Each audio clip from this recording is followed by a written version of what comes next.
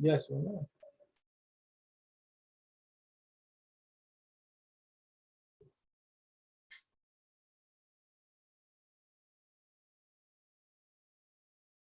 Upasana, did Upasana join? Yes, sir. Can you hear me, sir?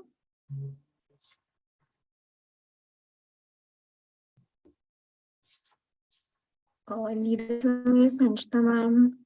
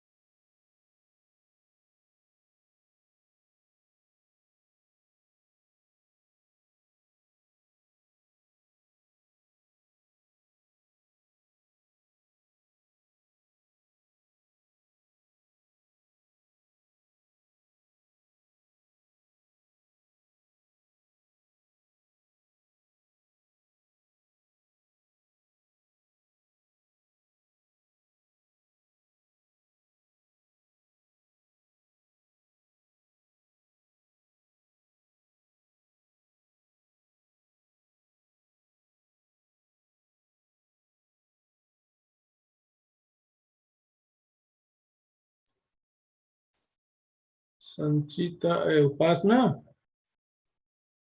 या minimum join किया? Check कर लेती हूँ, sir. How many participants have joined so far? 33. Sir, 33.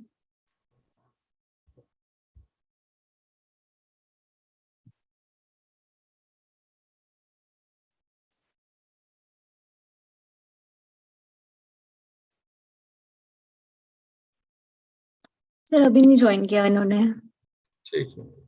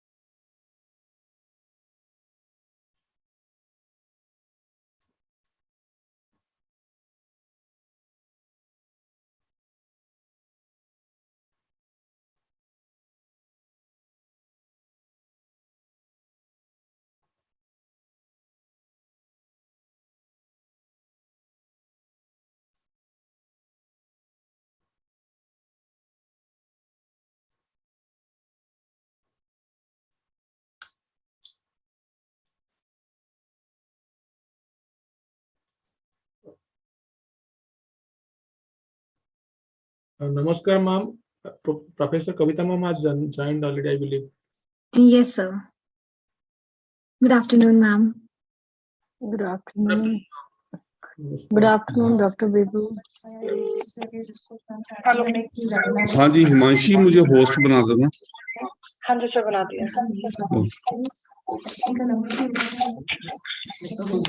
नमस्कार sir. नमस्कार sir. नमस्ते ma'am, नमस्ते जी, नमस्ते नमस्ते जी। कैसे हैं सर? ठीक है ma'am, thank you very much. Upasna, Yamini ma'am join किया? Yes, sir. Join कर लिया मैंने। Namaskar. Hello, Dr. Shah. Good afternoon. Sir, may I start?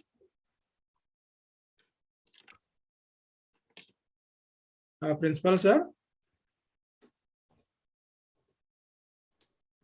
हाँ Vibhu, I am here, don't worry, Okay. We will start. हाँ जी। Already 60 participants joined with us. हाँ जी, हाँ जी। So around 200 participants are there.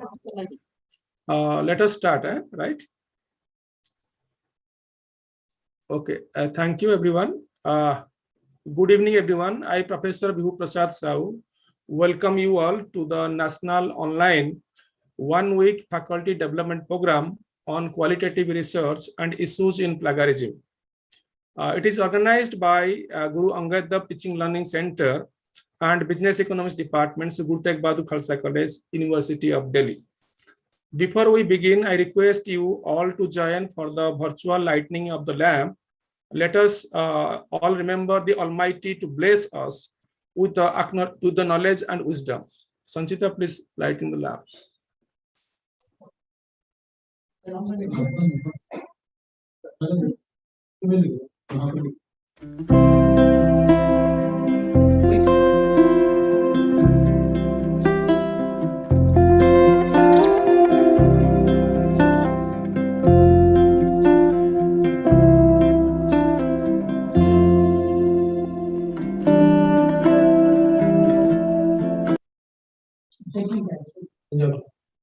Thank you, Sanchita. This 1 week FDP program, 16 to 22 February, will help the participant to learn the basic of qualitative research issues in plagiarism. We will be having session on introduction to qualitative research, types of qualitative research, hands-on learning session on NVivo software, coding, data analysis, word count, text search, project, concept, and mind maps on NVivo, etc. We'll also cover plagiarism part, and we'll also try to run the software through Turnitin. We are glad to announce that we have received participation from faculty, scholars, and students from more than 20 states in India. I'm pleased to inform you that this FDP is organized by GAD-TLC and Business Economics Department of SGT Khalsa College. And another college we also thank to Swamis Ramanand Tirth Mahavidyalaya and its organizing team for collaborating this event. Since 2016, GAD-TLC trained more than 80,000 teachers in the area of e-learning, blended learning, pedagogy, ICT tools, and educational technology. The core team of GAD-TLC has expertise of developing more than 50 MOOCs for SWAYAM platform of Government of India, and the e-content produced by GAD-TLC has been rated as one of the best in quality at the national level.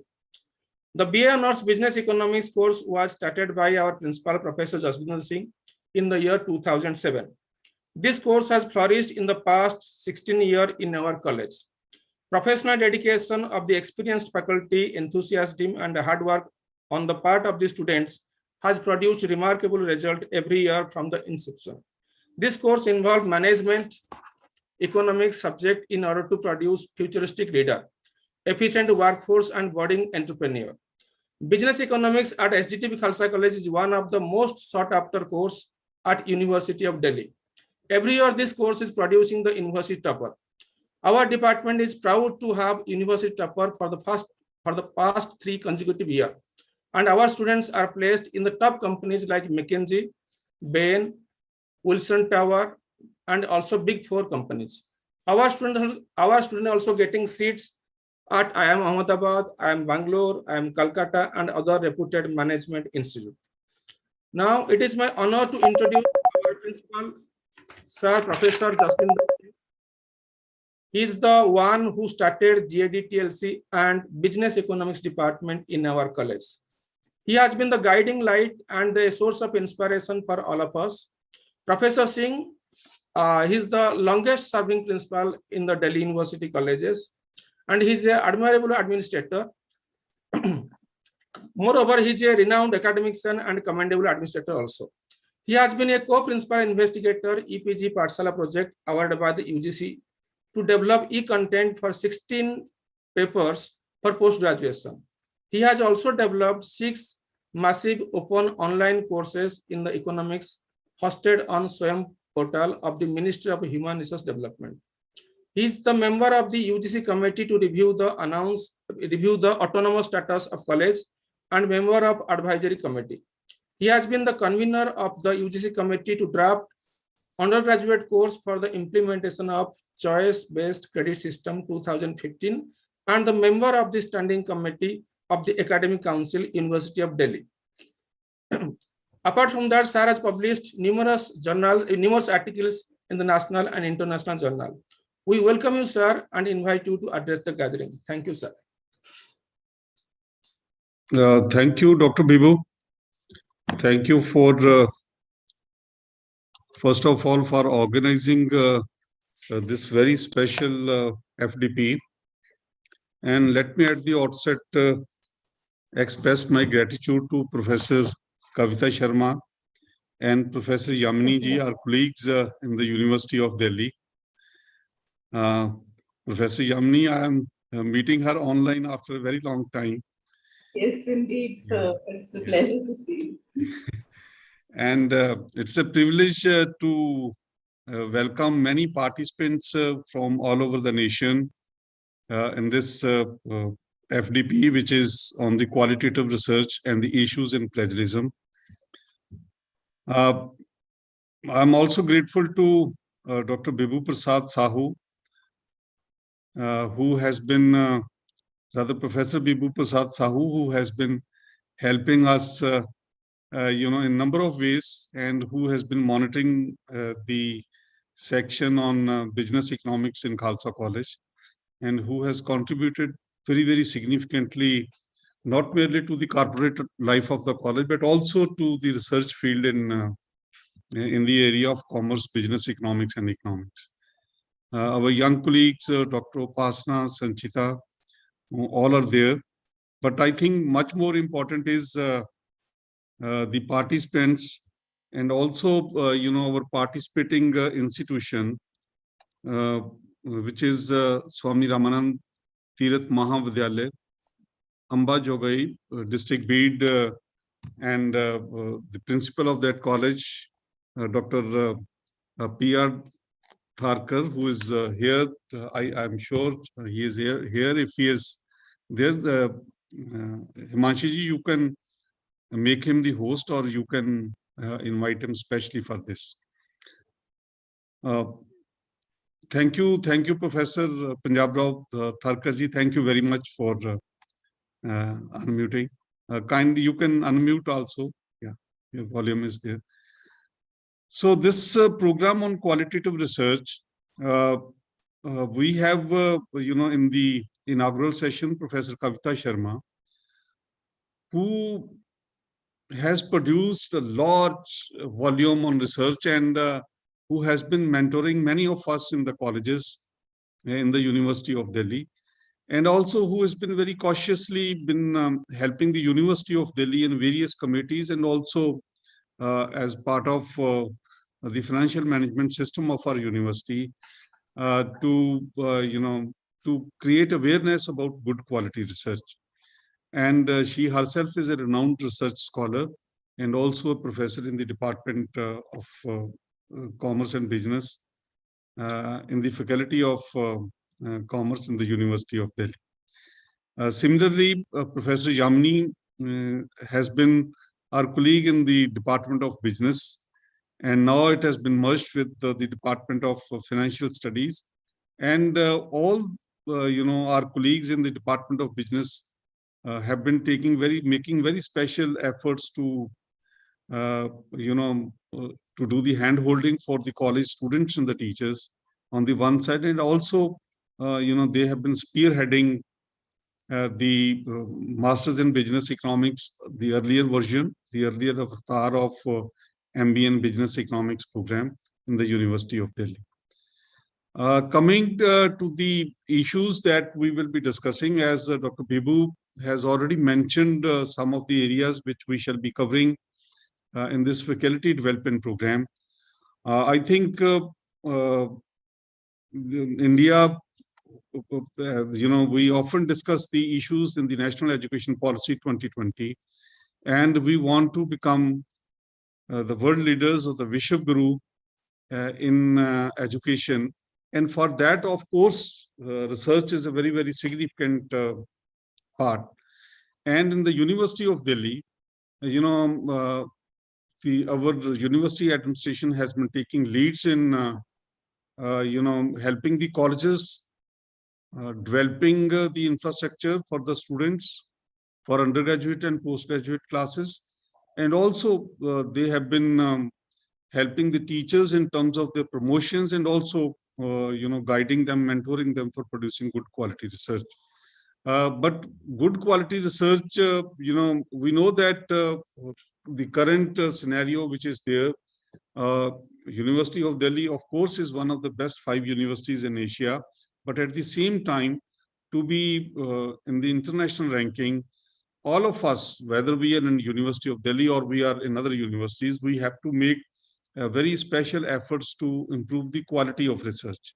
And for that, I think a lot of effort is required. We have been holding our research programs on quantitative research. We had one FDP in the quantitative research program, where we discuss the various techniques that we can use and the interdisciplinary approach, especially in the social sciences, covering commerce, economics, and other areas, business economics, and especially the accounting part and marketing research. All these areas we had concentrated for the quantitative research earlier, even though we discussed the issues in qualitative research, but we thought that we should have a very special session or a special FDP on the qualitative research. We know, merely writing a research paper will not serve any purpose. India has very detailed databases or, the data sources. There are various agencies which are maintaining the data officially and unofficially also. For instance, the Department of Company Affairs in the Ministry of Commerce and Industry, and in the Ministry of Agriculture, we have detailed agriculture data. The Department of Statistics and Program Implementation, they have very detailed accounts about the national income accounting systems. And of course, the Ministry of Water Resources is also maintaining not only the data on water resources, but in the natural resources in general.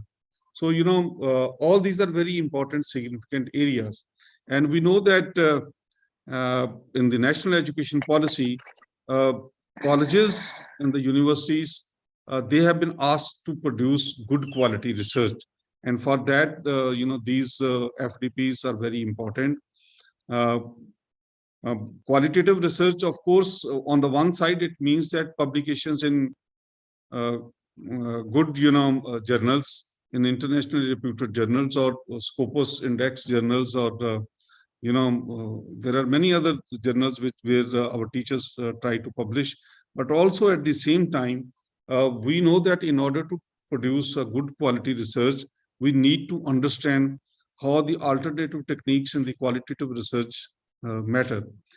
There are many international agencies also, for instance, the World Bank, which is giving us access to the detailed data, not only for India, but for the rest of the world. So we can have a comparative analysis, provided we are trained adequately in handling the tools of the quantitative research. So I'm sure, our participating institution and all the colleagues who will be here, it is a joint effort. It is not a one-way, delivery program that the resource persons will be talking. Rather, it will be, it is more, all our FDPs are more of interactive nature, where we invite the suggestions, we encourage the participants to raise the issues so that we can jointly discuss them. And also, we share, the recorded lectures with the resource persons who will be sharing their knowledge with you. Also, at a later stage, if anybody wants to access those lectures, those will be hosted on our Guru Angad Dev Teaching Learning website, which is the center has been allotted by the Ministry of Education to us. In fact, we did a number of projects with the Ministry of Education through the UGC. Initially, we were given the responsibility to write the e-content for postgraduate classes in 6 subjects. And then depending upon the success of that, we were asked to produce the MOOCs, the massive online open courses. In fact, 42 MOOCs are still available on the SWAM portal of the Ministry of Education, which our different teachers, different professors from all over the nation who produce them, and these were hosted there. These are the non-credit courses so far on the SWAM portal. We are trying to improve them and we will submit it to the University of Delhi again for giving them the credits. Also, those teachers and students who wish to complete certain credit courses, those will be available on our website and also on SWAM portal. Then we were also given, the responsibility of training the teachers in writing good content and also in producing good quality research. And that is how, the Teaching Learning Center for the first time was given to a college in a country. Later on, a few more colleges, for instance, Hansraj College and University of Delhi and Ramanujan College, they were also given the Teaching Learning Center or the Faculty Development Centers, which we are jointly doing a number of programs to improve the quality of teaching and research. And also, we were given the National Resource Center for Chemistry, where we are running the annual research program in teaching in the online mode for a full course, for a full MOOC program, and that requires a little longer period than our FDP. So this is some of the work, and our intention is to bring out best in the teaching community, to bring out best in the research community, and to encourage the young scholars to join this profession with much more commitment and much more training. We have also been given the responsibility to train the teachers in the faculty induction programs. And I'm sure, the next month, we shall be starting the faculty induction program also, where we shall be training the teachers that how they can improve their performance in the class. What are the basic tools? What is their career graph? What is the role of the University Grants Commission, the university, and the Ministry of Education in this arena of education? And also, we shall be discussing the goals of national education policy in that program. So all of you are encouraged, and we would request you to join the Teaching Learning Center group. Dr. Vimal Rar, who is my colleague and she is the joint director here in this Guru Angad Dev Teaching Learning Center, and Professor Ashok Bakshi, who is the chairman of our center. They will also be interacting with you subsequently. But let me conclude by expressing my gratitude to both the eminent scholars, Professor Yamni and Professor Kavita ji, to spare their time and share their thoughts with us and set the tone for the entire week in this FDP program. I again take this opportunity to thank you all, those who have registered for this FDP, and especially our colleagues, Dr. Bibu, Dr. Sanchita, Upasana, and our backend team led by Ms. Himanshi, who is managing this. And we shall be, giving you the feedback. We shall be responding to your queries. If it is not possible during the lecture, you can write to us through the mails, and we shall be responding to that very quickly and very promptly. Thank you, all of you, once again. Thank you very much. Thank you, sir. Thank you, sir, for your wonderful words of wisdom. And you are our source of inspiration. And we thank you once again for your unflinching support for BBA department. Thank you once again, sir. Now, it is indeed a matter of great pride and honor to have with us our guest of honor, Professor Yamini Gupta. We are glad that you have accepted our invitation and are here to grace this FDP with your esteemed presence, ma'am. Yamini Gupta, ma'am, is a professor in the Department of Finance and Business Economics in the University of Delhi. She has held several administrative positions in the university, including Joint Dean, International Relations and Joint Director, Center for India-Canada Studies. Her recent research has been on the waste sector, degraded ecosystems, and change in the livelihood patterns. Currently, she is a member of an international consortium working towards realizing a circular economy. She has completed international and Indian research project on environmental biotechnology, restoration ecology, economic aspect of informal sector activity in solid waste, a study of the extended producer responsibility-based deposit refund system for recycling lead acid batteries in Delhi, policy measures and incentive for green recycling of lead in India, and modeling studies on GHG emission and emission intensity of Indian economy. She has published in journals like Southern Economic Journal, Environment and Development Economy, International Journal of Ecological Economics and Statistics, Journal of Quantitative Economics, Economics and Political Weekly, Waste Management and Research, Journal of Health and Pollution, and many other. Yamini has also co-edited and co-authored 4 books. We heartily welcome you, ma'am, and invite you to address the gathering. Thank you, ma'am. Thank you, Professor Bibu. First of all, I'd like to say good afternoon, namaste to all the participants and the eminent guests, the principal, Dr. Professor Jaswinder Singh, my colleague, Dr. Kavita Sharma. The topic of today's FDP is extremely relevant in today's world: qualitative research and issues in plagiarism, especially since any kind of decision making today is relying heavily on research, including policy making. So, and this is more relevant in the context of the myriad problems being faced globally. Now, qualitative research addresses the how and why research questions, and it enables a deeper understanding of experiences, phenomena, and context. It allows us to ask questions that can't be put into numbers very easily. It is believed that the 3 most common qualitative methods of research are participant observation, in-depth interviews, and focus groups. I have had the opportunity to use all of these in my research. And from my first-hand experience, I can tell you that many times the richness and depth associated with qualitative research can't be achieved through quantitative research. Additionally,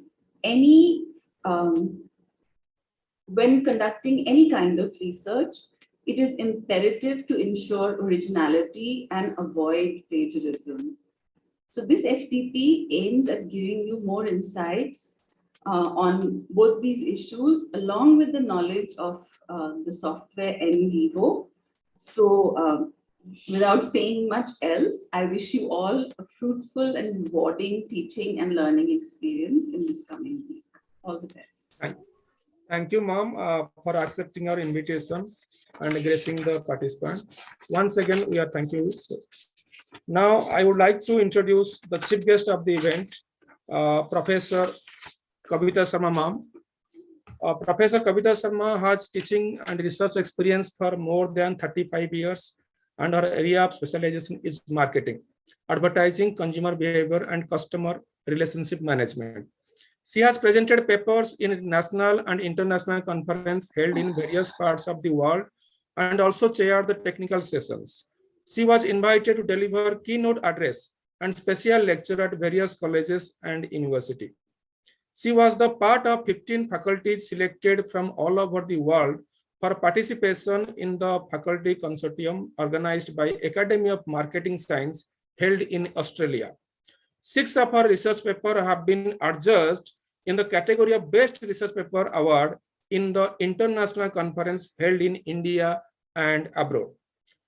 Her research papers are published in national and international journals, including Journal of Business Research, BICULP, and many others.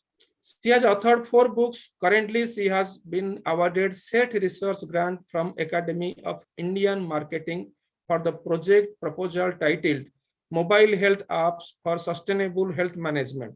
She is also working on the project titled Cognitive Dissonance of Mobile Application Usage, a study of its antecedent and behavioral outcomes.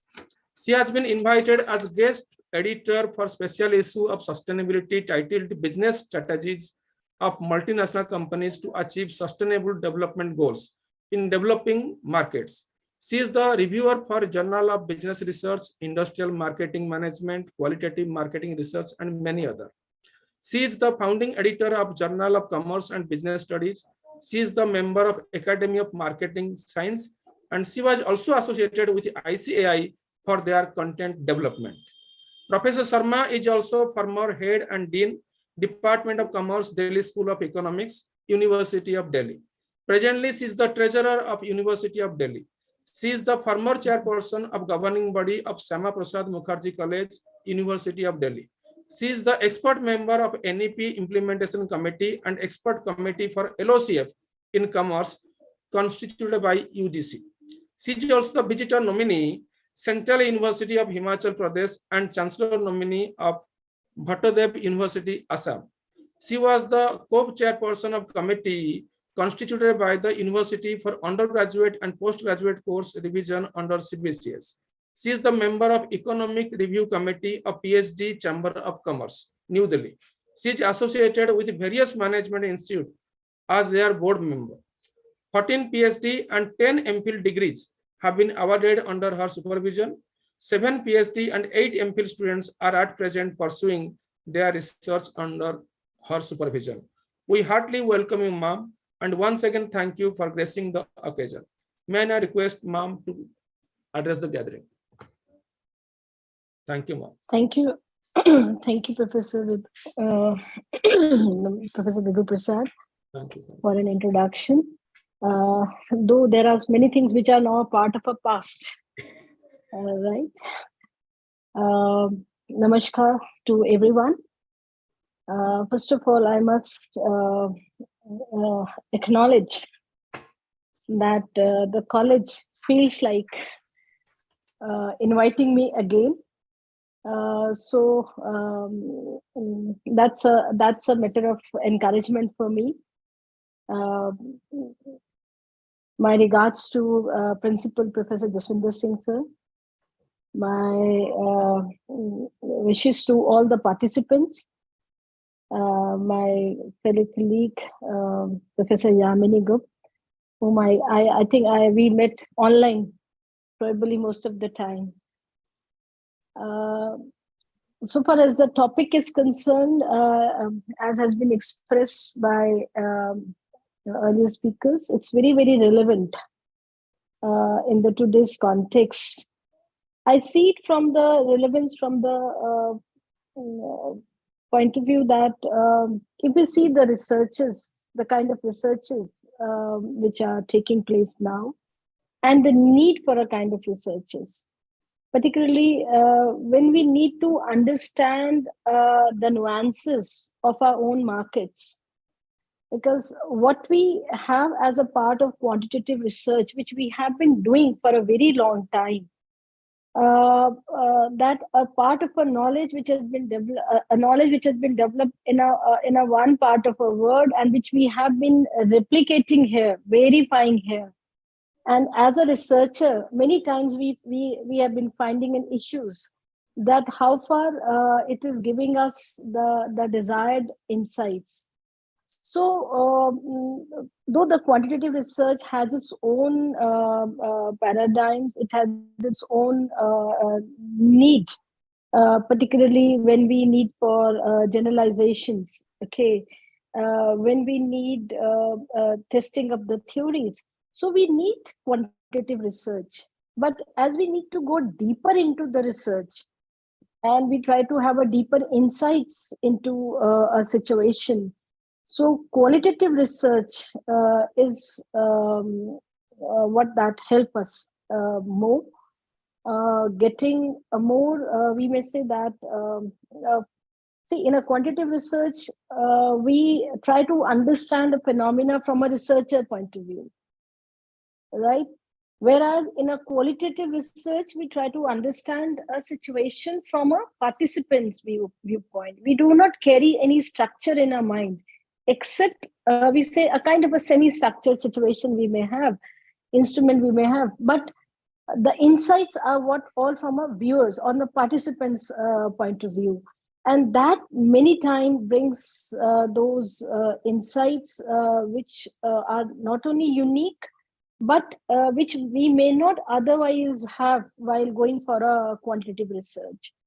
So given the kind of focus we have, as Professor Jaswinder Singh has rightly said, that in a new education policy, it has given a due focus to the research contribution of the universities.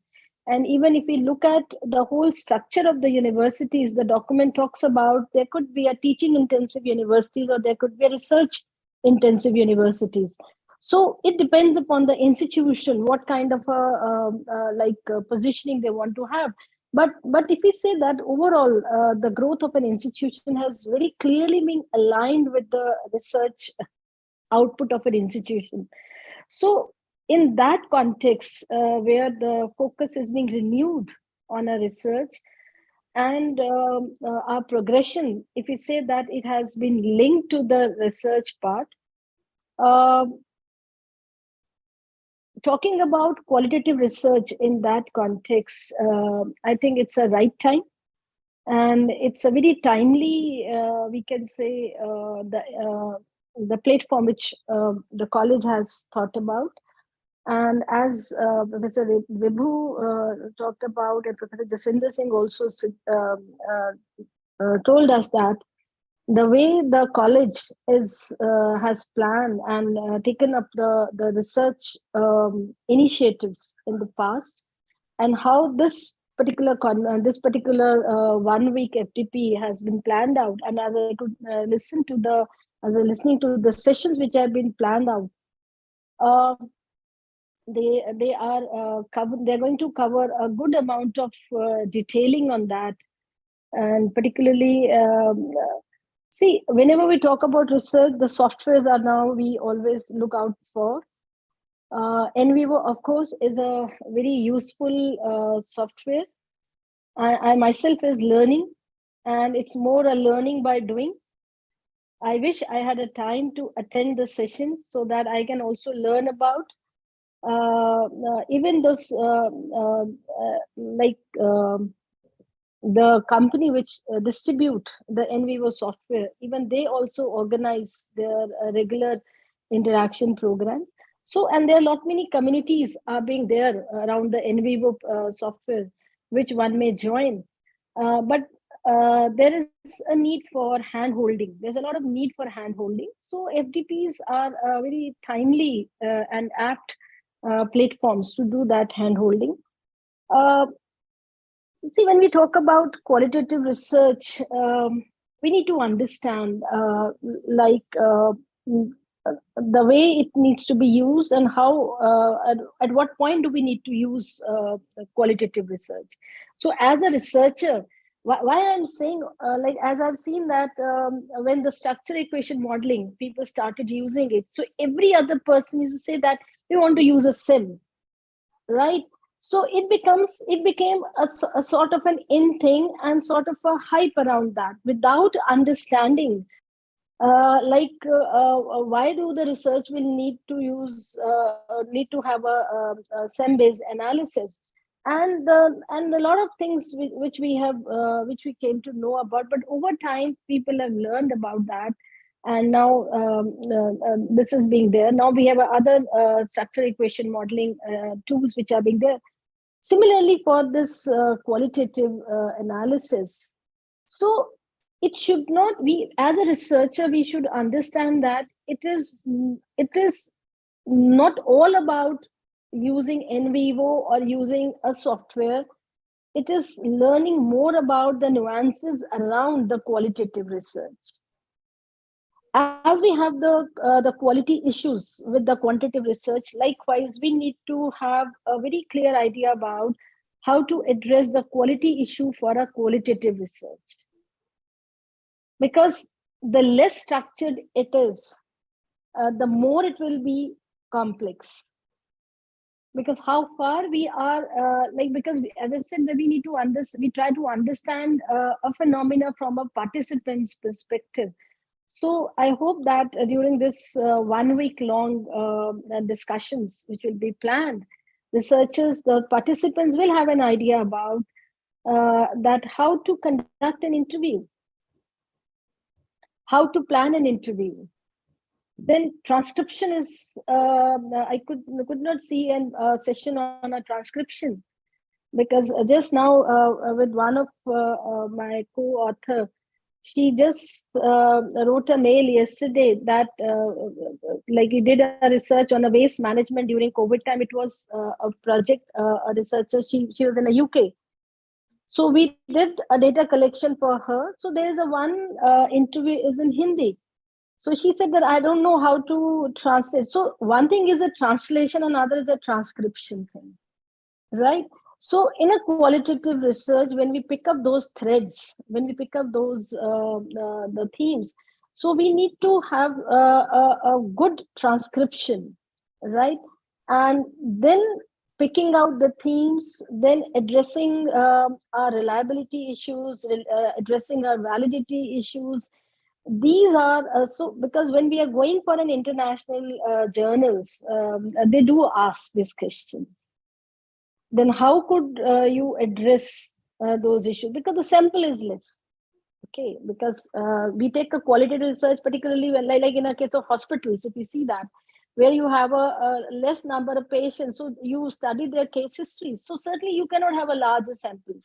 But then with that sample, which is smaller in size, but we have to ensure that the way we understand the phenomena, the way we interpret the situation, so there has to be a good amount of justification and good amount of a story that we must be able to build out of that. And as I could see, I came to know that there will be sessions on different types of qualitative research. I hope that during those sessions, good amount of details will be shared.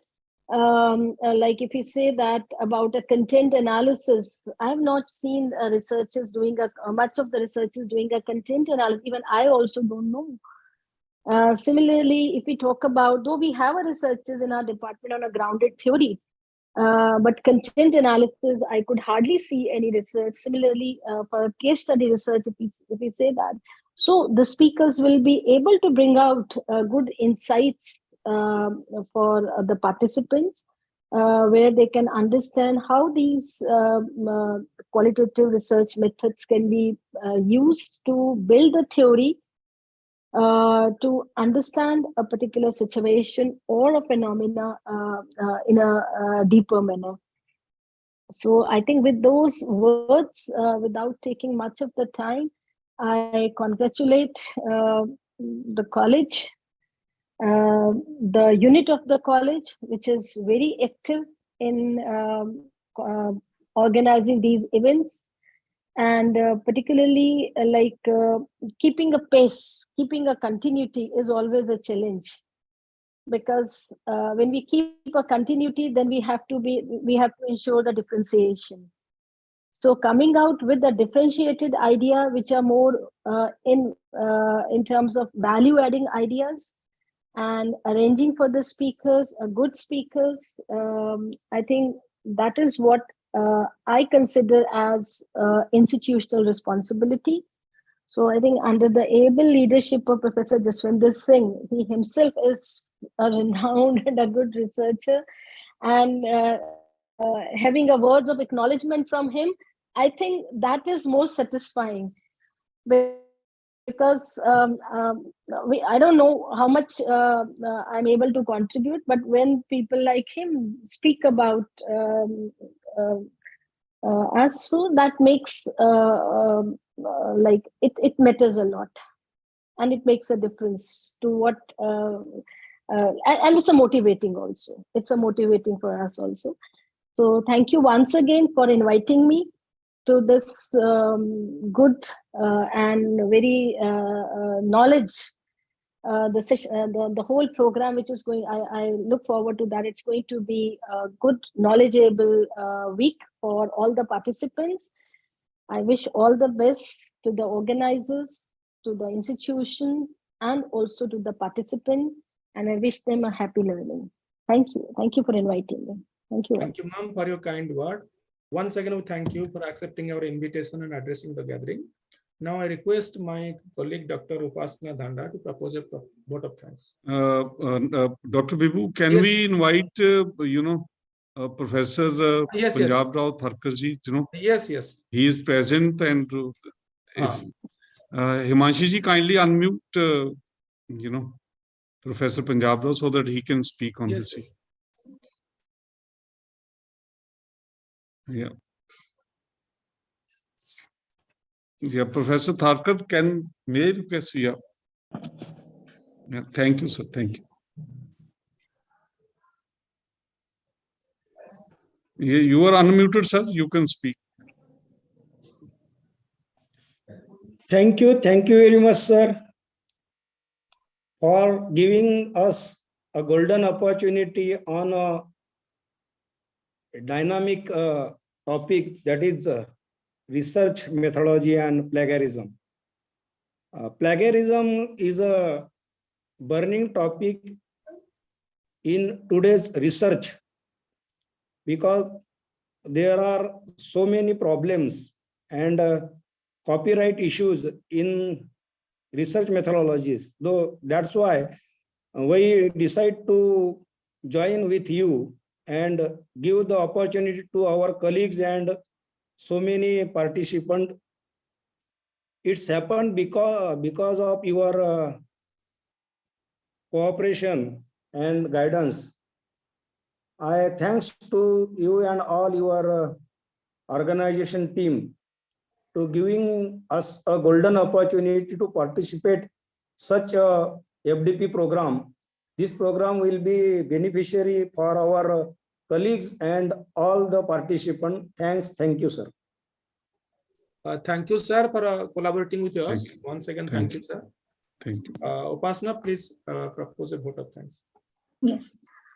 So on behalf of the organizing team, I would like to propose a formal vote of thanks for the inaugural session. At the outset, I would like to thank our chief guest, Professor Kavita ma'am, for accepting our invitation and being here with us. This is the 5th FDP that has been organized by the BBE department, and we are once again grateful for you, ma'am, for joining for this FDP, and we look forward to have you with us on more such occasions. And thank you for the words of wisdom and encouraging us that we are able to maintain this continuity with all your support. I would like to thank the guest of honor, Professor Yamini ma'am. So she has been a guiding force for all the BBE faculty members. And thank you so much, ma'am, for sharing your valuable insights on qualitative research. My sincere gratitude to our principal, sir, Professor Jaswinder, sir, for his support for BBE department always. Thanks are due to Vimal ma'am, who is handling the TLC, and of course the organizing secretary for this FDP, and our head of the department, Professor Bhivu sir. Thank you, sir, for organizing this, and we look forward to organize more FDPs with the BBE department. Thanks are also due to my colleagues and the members of the organizing team, Sanchita and Neeraj, and the TLC team. Last, the participants who have joined in such great numbers, we look forward to have you with us through this week and hope you have an enriching experience. After 5 minutes, we will be starting with our first session that is on types of qualitative research by Dr. Radha Yadav. So thank you everybody for joining the inaugural session. Thank you once again. Yeah, thank you, everybody. Thank you, Professor Kavita. Thank you, Yamini ji. We are really grateful. sir. Thank you. Thank you. Thank you very much. Thank you, sir. Thank you, sir. Thank you, Professor Punjab Rao. Thank you. So we may log out now. Haan ji, haan ji, haan ji, please. Thank you. Gayatri, if you can make Dr. Radha the co-host.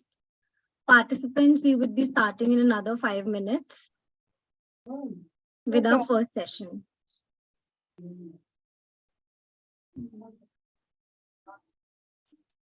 Mama joined? Yes, yes. Radha ma'am, can you start your video? You are the co-host now. Yes, ma'am. Just give me a second. Yes, I'm just logging.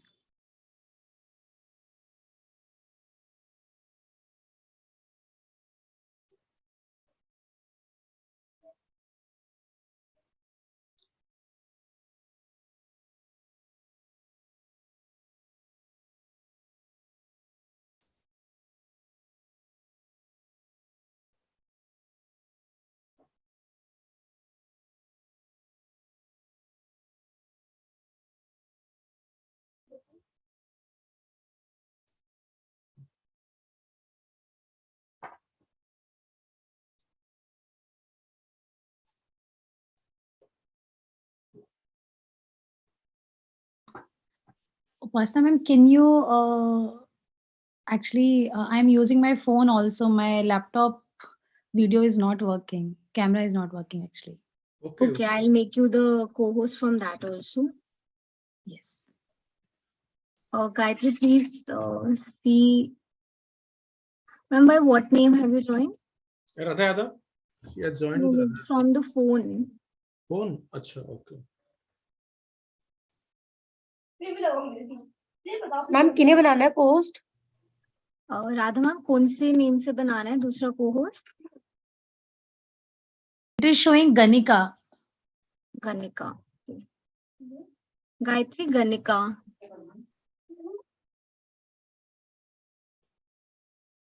Yes, ma'am, done. Okay, thank you. Yes, Much. ma'am. Thank you Welcome. so much.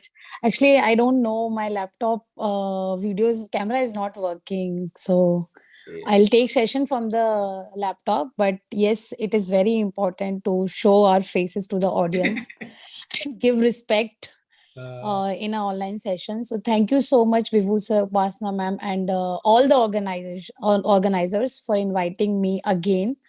And it is a respect and acknowledgement from the participants also to encourage the session and the way you teach. So thank you so much for all the participants and all the best wishes for them to, I hope they will learn something from the sessions. Thank you so much. Thank you, ma'am. So I would like to. And again, coming to this event, we'll also extend invitation for further event also. Thank you so much. So I would like to formally introduce Dr. Radha to all the participants. Ma'am is currently working as an assistant professor at Christ University, Bangalore. She completed her doctorate from Indian Institute of Technology, Roorkee. She has over 10 years of experience in academics and research. Ma'am has published numerous articles in reputed A-star, A-category, AVDC and ABS journals like Business Strategy and Environment, International Journal of Hospitality Management, and many more. She is also experienced as an editor in Scopus and ABDC category journals.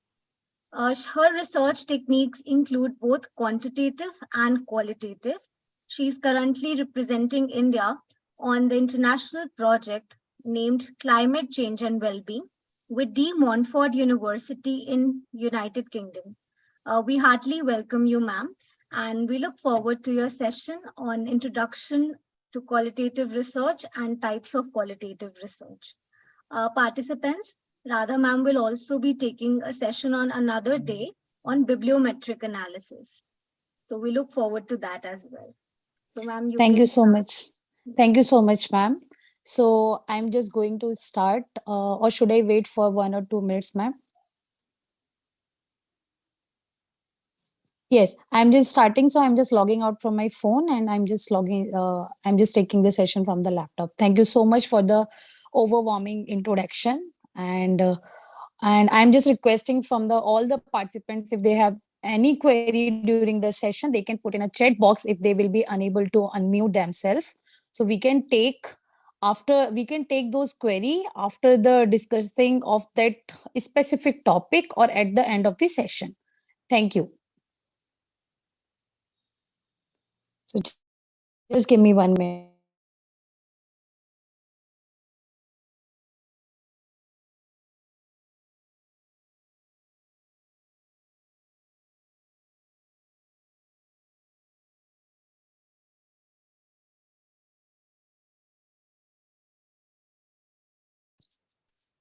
Yes, am I audible? Yes, ma'am, you're on. So I'm just going to share my PPTs.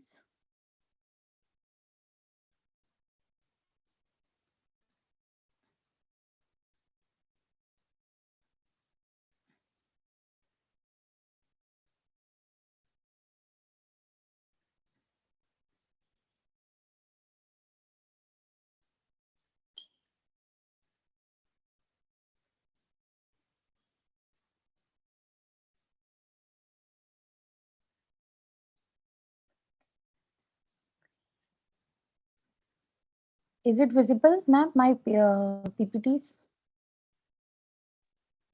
Not yet, ma'am. It's not yet visible. Just 1 minute.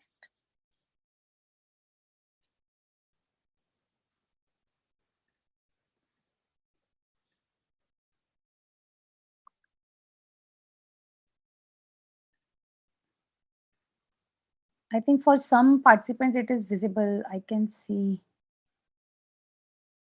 they have put in a chat box.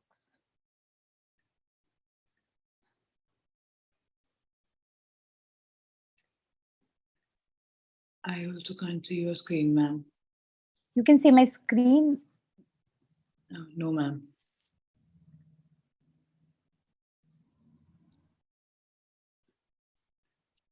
Now it is Still not visible, ma'am. just 1 minute.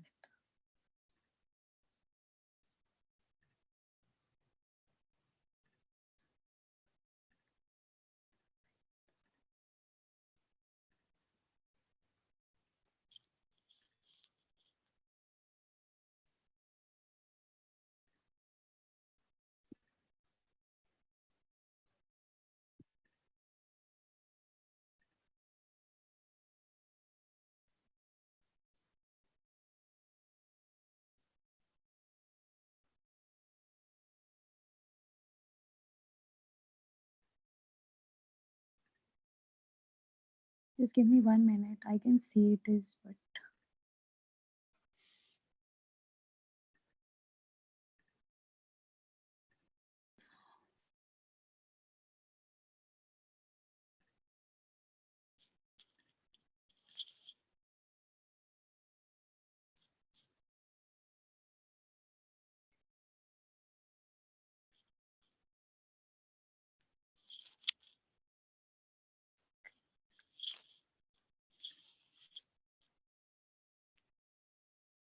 I'm just logging out, ma'am. Then I'm just logging in again. Just give me 1 minute. Is it okay? Yes, ma'am. Yes, just 1 minute. No problem. Our session had to start at 4, so it's okay. Yes.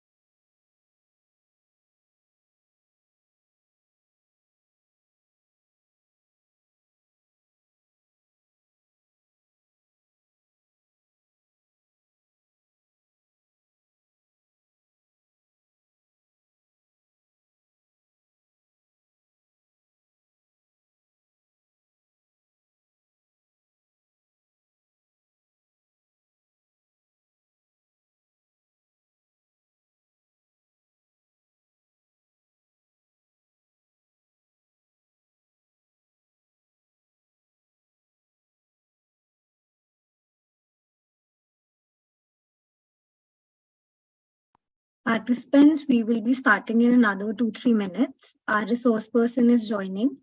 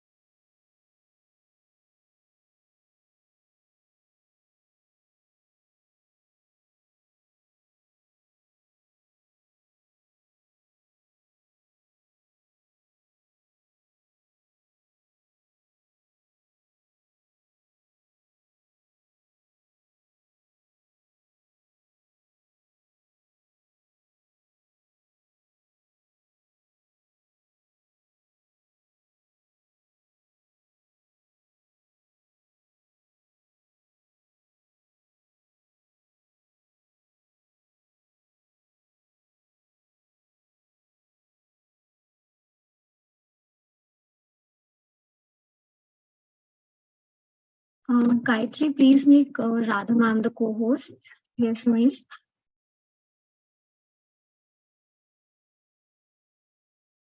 Yeah, thank you so much. Radha ma'am, you're the co-host now. Yes, ma'am. Just check if you can share the slides. Okay.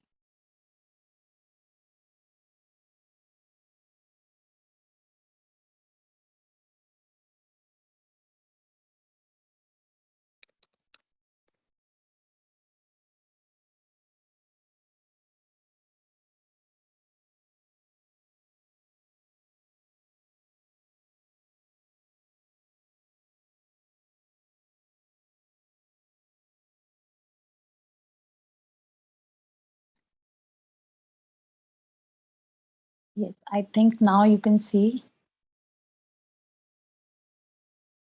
Yes. Yes, ma'am, we can see now. Okay.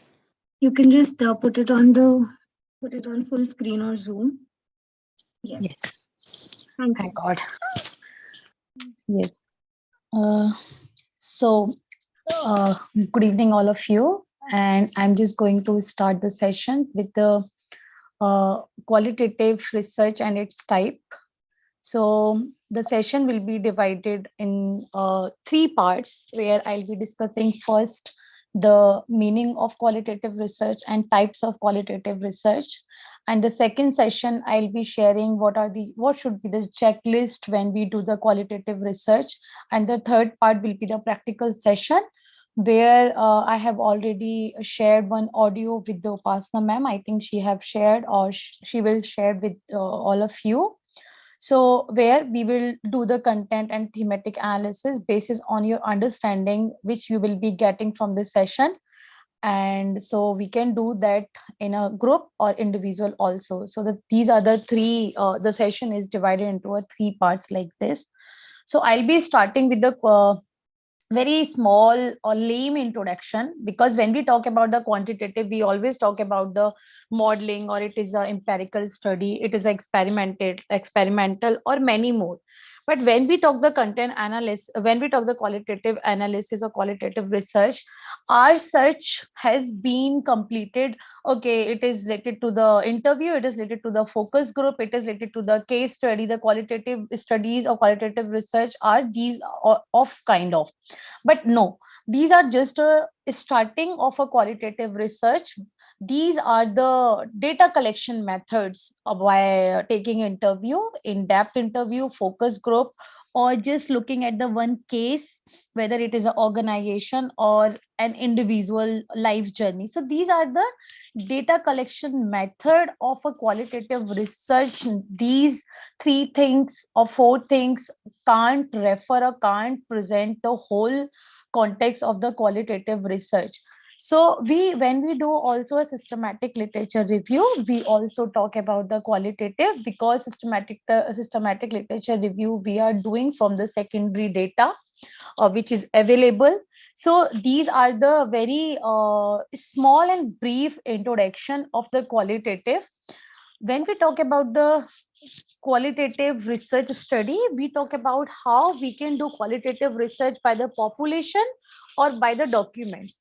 So firstly, when we do research by the documents, we talk about the feedback analysis. For example, if I want to take some customers feedback, it is already available in the documents on the website. For example, I just want to take the feedback on a sustainable products which is available on website or any other social media platform. Firstly, I'll just start gathering all the feedback, all the comments which has been put by the customer in a one documents, and from different website, and I'll do this in a one software. Okay, so this is the document based feedback analysis, customer analysis, and literature research, systematic literature review, or we do based on the document. Case study research, why I'm saying this is also a part of the document, this is also can be a part of the population. How case study research can be a part of the document? When we do the case study based on the documents which is available on internet, which is available on internet sources, a different platform. Like if I want to do a case study on Uber, how employees feel, or how employees feel about the gig economy in a Uber organization. So whatever the news which is available, secondary news or secondary data which is available, I'll start doing a case study research from that. So I'm just including case study research in document as well as in the population. So when we talk about the population, I'm referring here the person and individuals. So we can do by the survey, by the poll, we can do by the interviews. It can be a in-depth interview, structured interview, unstructured interview. It depends on your population or your sample size or your understanding, how you will be able to get the data, how you will be able to get the opinion and thought of an individual. So the interview can be different kind. The observation, first observation means you are not talking to the participants, you are not talking to your sample size, your population, you are just observing, and then you are interpreting your thoughts according to their according to your observation. So these are the qualitative research data collection. So I'm just giving a brief, I haven't started yet. So this is the qualitative research methodology when we talk about. So whatever you have in your mind related to these things, you need to just keep them aside. We will start one by one, then you will be able to get how these things like feedback analysis, observation, interview, survey, focus group will be placed in a systematic way when we talk about the qualitative research. So qualitative research is different from the quantitative research based on the conceptual also. Conceptual also means the qualitative we always do, or we this is the 90% concerned about the human behavior, And and quantitative research, it can be a discovering of facts about the social phenomenon by the distributing questionnaire. So this is the conceptual difference. Methodology, when we talk about the methodology, here we pick the research method. It can be observation, it can be an interview, it can be, these are not the methodology, the themes, and this is a part of the data analysis. So methodology will be the observation, interviews, focus group. These are the methodology.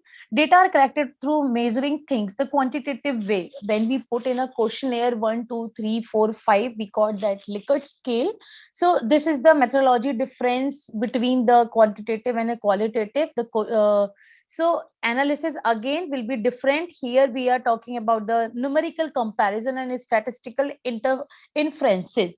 So this is the difference between methodology also in a term of data collection. And assumption about reality. As we know, in quantitative, we take the assumptions, we take the hypothesis in advance. Then we prove that hypothesis. In qualitative, it can be or it cannot be. So when we will be talking about the hypothesis, whether we should develop hypothesis before starting or during the qualitative research, yes, it depends what is your objective, what kind of research, qualitative research you are doing. So it depends on your objective. We will be discussing this thing also. And role of researcher, here the qualitative, what is the role of researcher? So the role of researcher is very important in a qualitative research. Why in a qualitative research? Because it is very difficult to measure the reliability and validity in the qualitative data. So the role of researcher is very important. Who is the moderator, or who is taking the data, who is taking the interviewer, what is the validity of that person, what is the how that person is reliable and valid to take the data or to take the interview, what is his quality or what is his qualification. So here the role of researcher is very important when we talk about the qualitative research. In quantitative, because we talk about the numbers, so it is very easy to measure the reliability and validity in the software by just picking some number. Okay, if it is above the 0.7, then we can say the Cronbach alpha is good or the reliability is good. But in qualitative, it is different. So the role of researcher is a important part. A researcher doesn't intervene. We will also discuss why researcher doesn't intervene. Because in the qualitative study, we hire some moderator who has those qualification which will be able to get the objective. Like if I'm doing some qualitative research in behavior aspect, then who is collecting the data? That person knows how to take the interviews. That person should be a psychologist. The person should be what kind of degree, the qualification should that person has. So these are the role of researcher. Purpose of research here, when we talk about the quantitative, it is a causal relationship. Causal relationship means here we are talking about the, okay, how A will affect the B or how B will affect the A. So we know the relationship causal, the A is affecting B and how B is affecting A. So we know two variables and how they are interdependent on each other. But when we talk about the qualitative, it is a purpose is to the purpose will be whatever the participants is saying. It depends on the researcher or the moderator or other researcher or scholars who are involved in the research to take context, then interpret it. So this is the purpose of research in quantitative and qualitative. Research question, as I have already said, research question will be deductive based, and here deductive also, inductive also. So we will be discussing deductive and inductive after this difference of quantitative and qualitative. Here the quantitative research starts with the hypothesis. We always make an assumption, then we prove that or reject that assumption. So we start with the pre-assumptions of the hypothesis. In here, we formulate those hypotheses if we are opting the inductive research. Research design here, the research design is like we have a hypothesis, then to reject or accept those hypotheses, we develop the methodology. After developing the methodology, we know what kind of analysis we are going to do with the objective of the research question. Here, the research design evolves over time. If it is an inductive, then it will be evolved over time. So we will be firstly gather the data, then we will look the pattern, we will look the context, we will look at the what is the interpretation, how themes are coming and the how content are coming. Then we will look at the hypothesis. Okay, the relationship is making the climate affects the mental. In the quantitative, I'll put this in the starting based on the literature review. Okay, there are so many 50 studies or 20 studies who says that climate change affects the mental health. Now I just want to check this hypothesis in my Indian context. In qualitative, I don't know what my participants will say about the qualitative say about the climate change. I just want to know what will be the relation in the end after looking at the content and thematic analysis. So this is the difference of research design in quantitative and qualitative. Length of study, when we talk about the quantitative, we know I'm not emphasizing too much time for the quantitative, that it depends on the how you are collecting your data by questionnaire or what will be the sample size you are going to take. So it is a fairly short time commitment, but it is a very long time commitment. Very long time commitment because when you are taking an in-depth interview, so you are going to face, if you are adapting the data collection observation, then you have to observe. You can't observe one day, then you have come to the context and the content or the interpretation, the observation, because the reliability validity will be not coming with the 1 day observation or 2 day observation. You have to show the reliability and validity in your data. So it takes too much time. And typical data, it is a large random sample, and we know how we play with the numbers in the software. So the quantitative, but the qualitative, limited number of participants. Like the qualitative research can be done with the 1 participants also. We will be study what is the minimum number of what will be the research type when we require, or it will be enough to take only 1 participant. So are you going to do a field notes or interviews or written documents you are going to use? So this is the limited number of participants here. Data analysis. Now, when we talk about the quantitative, yes, there are so many software here also. The interpreted analysis of the data and categorization of the data. We in qualitative also and quantitative also, both we have a software, but in qualitative, the interpretation, the theme, and the content you have to give. If you have a knowledge related to that research, you will be able to, because the software work is to just analyze your data. It will be your job to take the interpretation, and it is not an interpretation like a smart PLS or SPSS when we do the numerical or quantitative research. Okay, my value is beyond this, then the interpretation will be this. In qualitative, it takes too much time, and you can't solely depend on the data that my observation, my interpretation is 100% accurate and 100% consistent.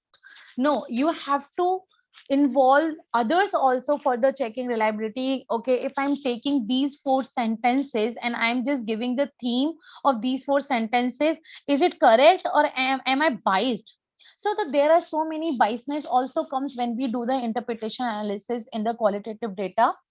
And research report, this is a descriptive, that's why it takes too much time for the qualitative research. So these are the difference between the qualitative and the quantitative. Now, when we talk about the qualitative research, after this, we can say the qualitative research is the data obtained by the researcher from first-hand observation. It can be interviews, it can be questionnaires on which participants write descriptively, or participants also record the conversation if they are not able to write. And in some qualitative research, there are 2 moderators. One will be asking the question, second will be writing, or the third thing will be the audio where they will be recording the session. focus groups also, where you can take 5 participants in a group. Then you will be observing how they will communicate on the specific question or a specific research question that is set by the researcher. Participants observation also, these are the qualitative research. And we can't change the natural setting when we do the qualitative research. This is a very main or important point in a qualitative research. We can't change the natural setting. Okay, I just want to collect the data. You can come to my home. For example, I just want to take employee satisfaction, check the employee satisfaction in a manufacturing organization. So I know 3 or 4 people in that organization, and I'm just going and I'm just taking the interview. No, you have to take those interview in the natural setting if you want to really check the employee satisfaction in manufacturing organization. So these are the important thing. It includes non-numerical data first stage. Then to understand concept, opinion, and experience. This is the qualitative research where you understand the concept, opinion, and experiences, and these 3 things will be developed or evolved with the understanding of your research topic. Then to understand the trend of the behavior and the culture, we do the qualitative research to gather an in-depth insight into a problem, or if you want to generate new ideas means the new theory you want to generate, new relation you want to generate, and it is coming after looking at a one problem. Then you need to go through first the qualitative research. For example, here I want to give, if you there is a one skill which is not developed, like climate anxiety skill is not developed yet, then you can't just go and develop the climate anxiety scale by just talking to the some specialist in the climate setting, or in some specialist which deals with the climate change. No, firstly you have to observe, you have to do the in-depth interview, you have to do the qualitative research. Then qualitative research, whatever the variable or themes you will be getting, then you will convert those into the quantitative research. Then you can develop the scale of a specific topic or a specific variable. So this can be also a way. That's why we call this mixed methodology. So these areas are useful, the qualitative research in humanities, social sciences, anthropology, sociology. These are the management also nowadays, qualitative research, many researchers are using. So these are the importance of qualitative research in management also. So firstly, I just want to put, or I just want to inculcate the thought when I'll be taking the other, explaining the other slides, you will be able to get, okay, this is the question, how you can connect this question with the methodology, how you can connect this question with the data collection or data analysis. So qualitative research questions like, okay, what factors motivate frontline workers in health services during pandemic? So these type of question involve the qualitative research. Or I just want to know the culture of the startup after seed money, or before pre-series, before involving or before getting any funding. How does social media shape body image in teenagers? So these kind of questions, you can read these kind of questions involve the qualitative research. How do children and adults interpret healthy eating in the UK or in India? What factor influence employee retention in a large organization? Questions can be others also, but I'm just showing how the questions will be formed for the qualitative research. If these kind of questions is coming, and if you want to do a qualitative research, the first thing will be like this: how can teachers integrate social issues in science curriculums? So these are the qualitative research questions. So when we talk about the qualitative research, firstly, we should know type of research. Then we should know how we will be able to collect the data if you are using these type of research, and what will be the sampling method and what will be the sample size. And the third, yes, these questions can be solved by the quantitative analysis. For example, this, if I'm taking what factors motivates frontline workers in health services during pandemic. So motivates, I'm just looking at the motivating factors. or you can see here the variable. What is the variable? Frontline workers, we can say the participants. Health services is the sector. What is the variable? When we do the quantitative research, we in the topic we look at the at least two variables. So if you recall your thesis topic, you can see there are the two available of two variables in the thesis topic. So after looking at what factor motivates frontline workers in health services during pandemic, whatever the results we will be getting, then we can go for the quantitative. So it is not mandatory that each and every question will be covered by the quantitative. These questions can be covered by the quantitative after modification. For example, I just explained the first question. So these are the data analysis we can done by software, we can done also manually. So when we do the data analysis, the two analysis we do, the first thematic and the content analysis, sentiment analysis we also do. So I'll explain these two today. Now, before starting the types of research, you need to know what is a deductive and what is the inductive approach. So deductive and inductive approach. If I ask in quantitative research, what kind of approach we use, deductive or inductive? In quantitative research, what kind of approach we use? Yes, we use the deductive approach. Yes, ma'am. So in the deductive approach, what we do, then the deductive approach, we know there is a social phenomenon observed in both cases. But in quantitative research, we give the theoretical framework. Okay, I'm just recalling these things. We give the theoretical framework. Okay, nowadays it is necessary to give a theoretical framework or to the model you are opting for your quantitative research. Then we develop the hypothesis. This is a deductive approach which involves the hypothesis. In inductive approach, first we collect the data, then we examine, then we look at the trend, then we develop the theory, then we explain the social phenomena. So here we are developing a theory in inductive approach. In deductive approach, we already know the theory, we just taking the hypothesis from the theory, then we are testing the hypothesis in quantitative analysis, quantitative research. So these are the deductive and inductive. Now I'll explain. First, the idea is generating that all men are mortal. Then you are observing that, okay, if all men are mortal, then Jason is a man. So we can say Jason is a mortal. So this is a conclusion. This is the conclusion. One idea you are taking, how climate change affects the mental health. This is the idea. Now you are observing by data collection, questionnaire, that okay, this is the observation, this is the analysis. The conclusion is that yes, climate change affects the mental health. Okay, this is the conclusion. Now induction, what we do, observation. After looking at the social media, I can take an example of Turkey. Whenever you are going through those news in Instagram, in Facebook, in news, in YouTube, you are observing, it is very, very heartbreak when you are looking at how people are suffering in Turkey after the earthquake. This is the observation. Now you are analyzing how it happened. What were the things which gave the result of which gave these kind of conclusion? You are analyzing. Now you are developing the theory. Okay, the global warming or the individual behavior is affecting.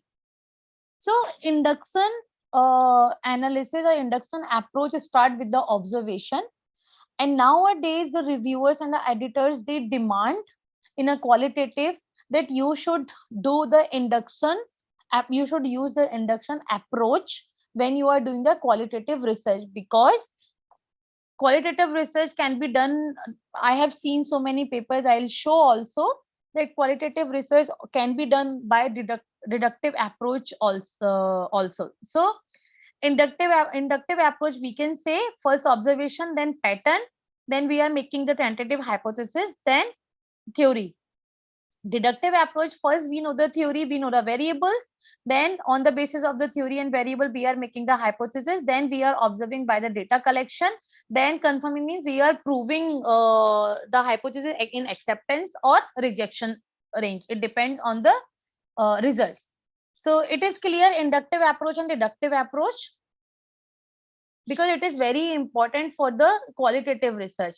Now you can see the example. This is a figure I have taken from the paper. I'll show after this. Can you see this is a inductive approach or deductive approach?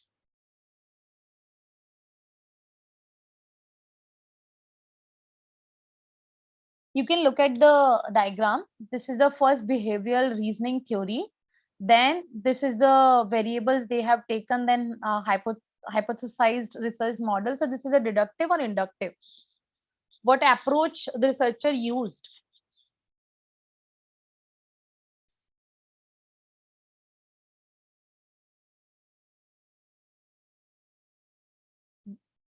Yes, anyone is writing in a chat box. So what approach the researcher used?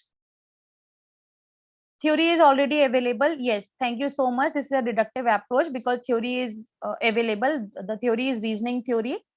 And on the basis of the reasoning, they have come to this research model. So they are proving that hypothesis which has been taken from the idea of the theory. So this is a deductive approach. Now just look at, just 1 minute.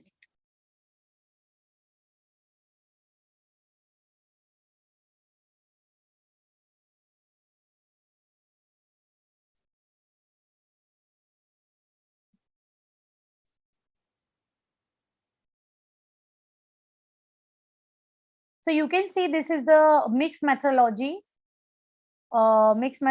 approach using behavioral reasoning theory. Ma'am, you need to share your screen. Okay, just 1 minute.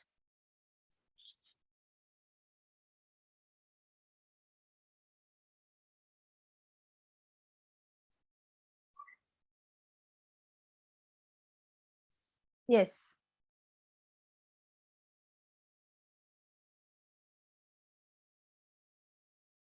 So this is my screen is visible. Yes, ma'am. Yes.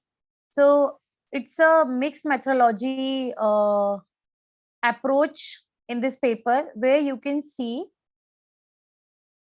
Yes, I need to increase the size. Yes, where you can see they have taken first the interview in the methodology section. I have already gone through this paper. You can also, I'll be sharing in mail after this session.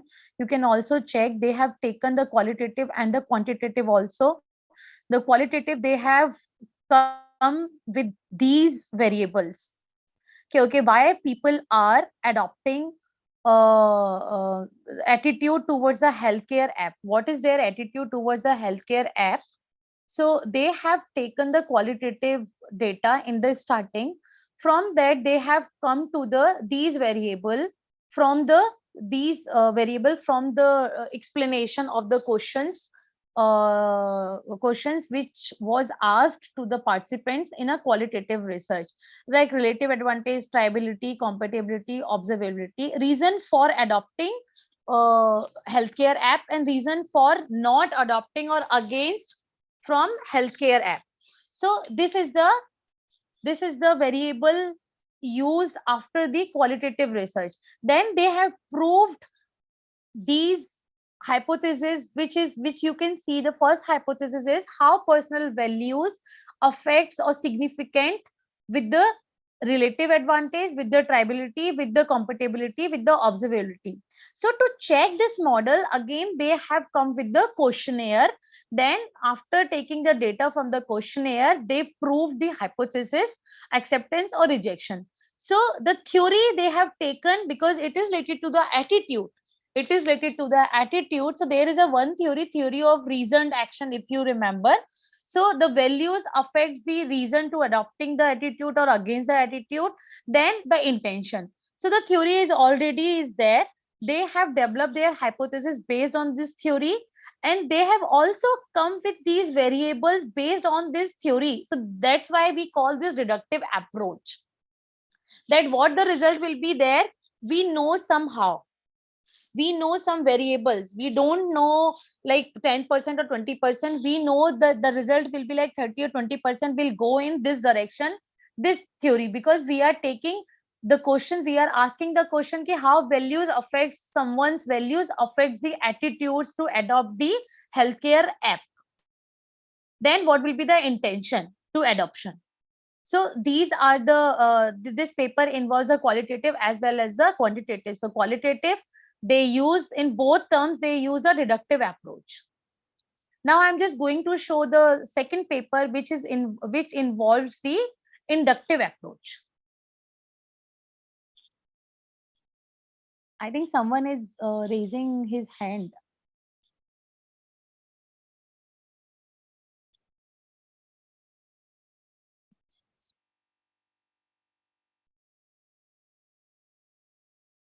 Okay, just give me 1 minute. I'm just going to share second.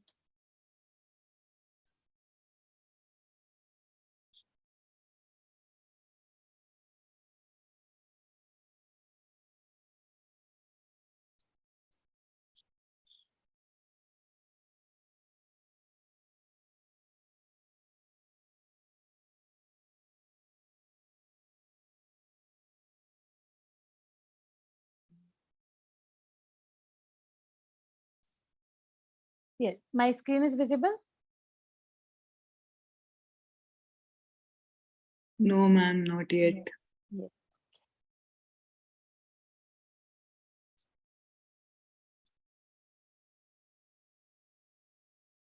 Yes, so the variables they have formulated based on the interviews. Your screen is not visible yet. Yes, I'm just going to share. Someone Yes. asked the question. So the variable was based on the interview. So you can see my screen. This is the one of the paper, the striving to thrive, a qualitative study on fostering a relation perspective through narrative therapy in couples facing cancer. So this is the topic. Here you can see the qualitative researcher used thematic analysis as a data analysis. So it is very clear that analysis is done by the using thematic and generate themes from the interview data.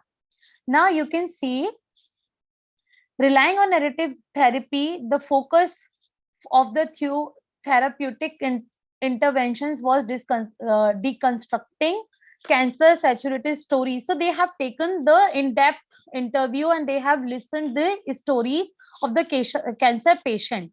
Now you can see here, an inductive coding procedure was used to create codes from the couple narratives.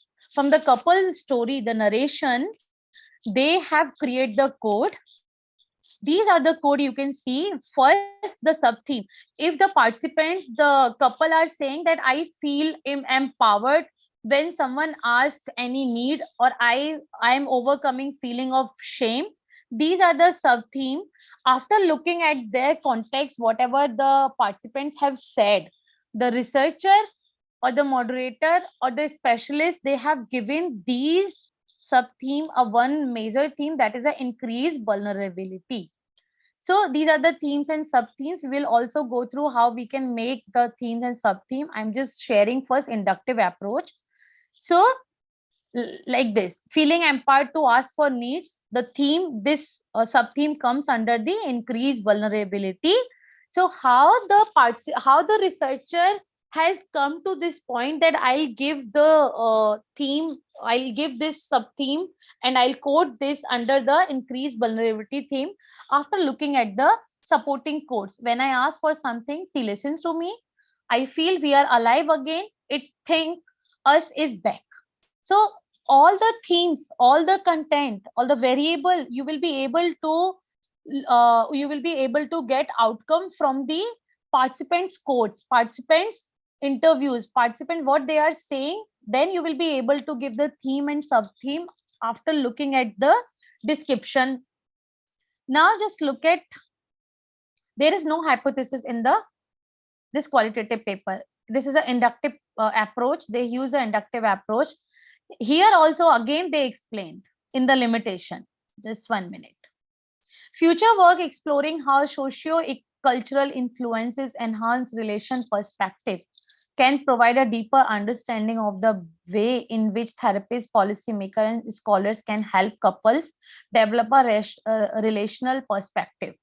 Here they have said that we are primary focus on narrative therapy, although helpful in some way, limiting in that other relational theoretical perspective were not examined. They have also given the hint that the theoretical perspective should have been examined, like theory, attachment theory, cognitive behavioral theory, but we haven't come to the end, but we have used the inductive approach. Is it clear? Inductive approach and deductive approach? Yes, ma'am. Yes, just 1 minute.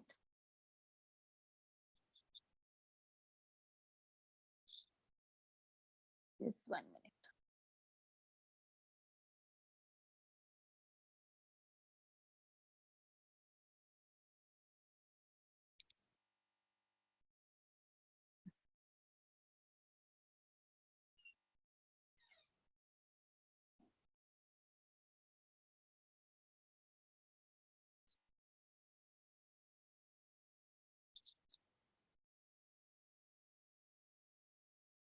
Okay, let it be. I just wanted to share one more paper, but it's okay. I'll share when I'll explain the narrative. Yes. So this is the example of inductive approach, deductive approach. Now, when we talk about the types of qualitative research, there are types of like ethnography analysis, grounded analysis, narrative analysis, case study analysis also, and a phenomenological analysis also. When we talk about the case study analysis, there are so many people who say the case study analysis is a secondary or it can be a quantitative. So in starting also, I explained case study analysis is not just analysis of one person experience. It can be an analysis of the organization in a specific problem. It can be a cases. For example, there is a one paper where they have used the IPA approach, phenomenological approach, interpretative phenomenological approach. Here they have used the 16 participants. Then they have also mentioned that 2 cases or 3 cases. So the cases they are referring the higher education. I'll show that paper in IPA when I'll explain IPA. So these are the 5 types of qualitative research. So ethnography, I'll start with the ethnography. When we talk about when we study about the society, their culture, and their group of the society, we do the ethnography study, ethnography qualitative research. It includes like language rituals also. If I want to study the tribes language, or if I want to understand the culture of the tribal area, then I'll go for the ethnography qualitative research. And if I want to include the economic and political structure, the ethnography, when we do the ethnography qualitative research, there is an ethnographer also, which is a mandatory or which is important in this qualitative research. If I want to know the life stages in and the interaction and communication style, so ethnography, it is related to the ethnic, or it is related to the society, it is related to the culture. It is totally related to the social sciences or behavioral sciences study. So in the starting, I said, when we do the behavioral human behavior study or behavioral science, it involves the qualitative research. If it also include any group or any organization also.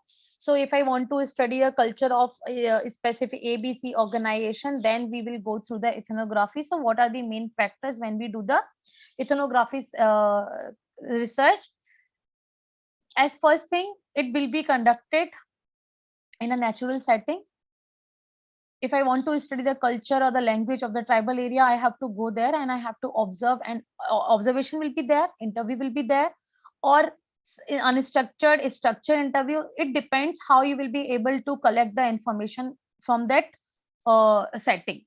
Then second is done with the field site, because natural setting, field site, you have to go to the ground. Then it provides holistic and systematic overview of the context, means after observation of the 8 day or 1 month and 10 days, it depends what research objective you are carrying with yourself. Then it will give you the some overview. Okay, if I'm going to study the culture of tribal area, it is the overview of that culture. Then you have to be preparing the documents. Then you will be able to do the descriptive and interpretation when you will be preparing the documents. Then you will be able to form the research question. Then a research question, not hypothesis. You will be not able to make the hypothesis. Firstly, you will be able to make the research questions. Okay, this is the things I have received from the interpretation and the data. Then you will be looking at what is the looking at the interviews or the data which you have been collected. There is some specific meaning of words or images or the quotes which was done by the participant, which was collected by you. So this is the ethnographic research. Now in the ethnographic research, I just want to put a one question: to know the culture of the specific organization, startup, and the community. You can't just understand this question by just putting, okay, you will be able to get the hypothesis deductive approach, but if you are going for the inductive approach in the ethnography research, you have to go for the inductive. So inductive will be starting from the observation, and it will be done in the natural setting. So this is the ethnographic research. Now I'm just going to share one paper related to this. Give me some seconds.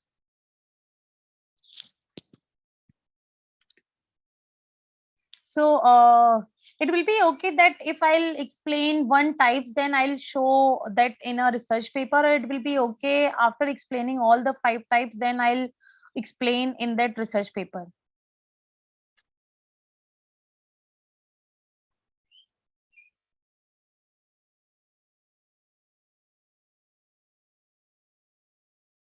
Yes, participants. So you can write in the chat box what you prefer. Or rather, ma'am, you can go as you like. Yes. Participants have any doubts, they can ask. Yes. So ethnography, as we have discussed, that the question is, if you want to understand the culture of a startup or a specific organization. So here the study is framing stress and associated behavior at work. It is an ethnography study that is done in the UK. So you can see the purpose of the study is to understand more precisely the culture and interpersonal behavior associated with stress. In this, they have done this in 3 companies, and they observed 2 or 4 hours per day, 1 or 3 days per week for a period of 6 months. So the observation has been done in 6 months, daily 2 or 4 hours, 1 and 3 days per week. So, and this observation involves the activity by 5 and 20 people. So you can see how we write in the qualitative research. Now you can see this study emphasized 5 sources of support that help moderate work-related stress. This is the finding. So before going into the finding, just look at, they have taken the construction study. I'm just giving you a brief so you will be able to connect with me. The aim of the study is, what are the stress factor in the construction factory? What are the consequences of stress and their impacts on construction worker? What are the tools and measures to cope with the stress? These are the questions the researcher want to investigate.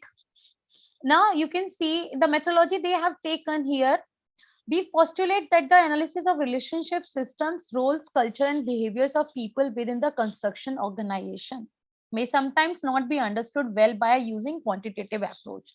So the question in starting, someone asked that it can be done in a quantitative research. Yes, it can be done in a quantitative research also by circulating the questionnaire related to the variables that is explained in the aim or objective of the research. So aim and objective of the research, this stress factor or stress and their impact, and tool and measure. So you can develop the questionnaire and then you can circulate, then you will be able to get the result. So, but it will not be well covered the way you will be covering in the qualitative approach, because stress is not someone, I'm stressed today, might be I'll be not stressed tomorrow. So if you are coming with the questionnaire and you want to fill that questionnaire by today itself, then I'll be filling. So it depends on the environment, it depends on the mood of the participants, or it depends on the mood of the person. So quantitative, there are some drawbacks also. So here they use the qualitative approach. The 3 companies they have taken. Then they have why they are mentioning here the meeting with the chief executive officer or with the HR chief, because they don't want to lose, or they don't want give the loophole where the editor or reviewer will ask what is the validity or reliability of the findings or of the data. So they have given the proper checklist that we have done or we have observed after taking the permission of CEO and HR chief of each organization, and we have organized each and everything before taking the before observing the participants or before observing the workers. So this is the ethical ground, and the researcher that was involved in the data collection is a psychologist, had to provide her certification scheme before going into this ethnography research. So these are the requirements. The current study adopted ethnographic informed method that consists dedicated work of integration and implementation. So we can see how they are going to do this ethnography, because we are in this paper they are studying the culture of the organization. If you can see the broad perspective after culture of the organization, they will be able to get their answer. Okay, stress, how stress is associated or how they are coping with, there are different tools to cope the stress. So these are the, using a grounded approach, the researcher begin with the prefigured problem. So just look at observation. They have gone through the data collection, 3 observation they have done. Field notes also they were preparing according to the incidents. Then they have also taken the interviews. So here you can say in company 1, they have taken semi-structured interview 5, unstructured 3. Colloquial means they have taken very friendly conversation they have done in the organization with the participants. No semi-structured, no unstructured, friendly, whatever the language the workers were using there, they have interacted in that settings. So they have mentioned that what they have done, 1, 2, 3, then analysis and ethnographic product. So these are the study of qualitative involvement of the ethnography. Ethnographer is a qualified psychologist and cognitive behavioral therapist. That's why we said ethnography. And now some participants has an issue, ma'am, this can be done by a normal researcher or a scholar also. Yes, it can be done. So if you want to publish in a B category or good journal, it will be rejected after looking at the reliability of who collected the data. So it is the each and every checklist of the qualitative research shows your reliability and validity of the data, because in quantitative we have the questionnaire, we have the validity and reliability checking the tools, but in qualitative it is difficult. So the result themes they have come, so I'm not explaining the themes because in data analysis I'll explain. So this is the ethnography. Now next is my slide is visible. I'm not yet. Okay.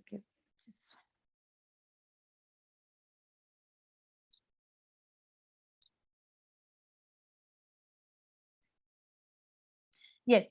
So now you can see narrative. Narrative, when we talk about, it is a narration. Narration is a story formation. Okay, someone is taking interview or someone is just sharing their experience or sharing their success experience, failure experience in a story form. So narrating. So narrative qualitative research, it focus on studying a single person or gathering data through the collection of stories about the individual experience.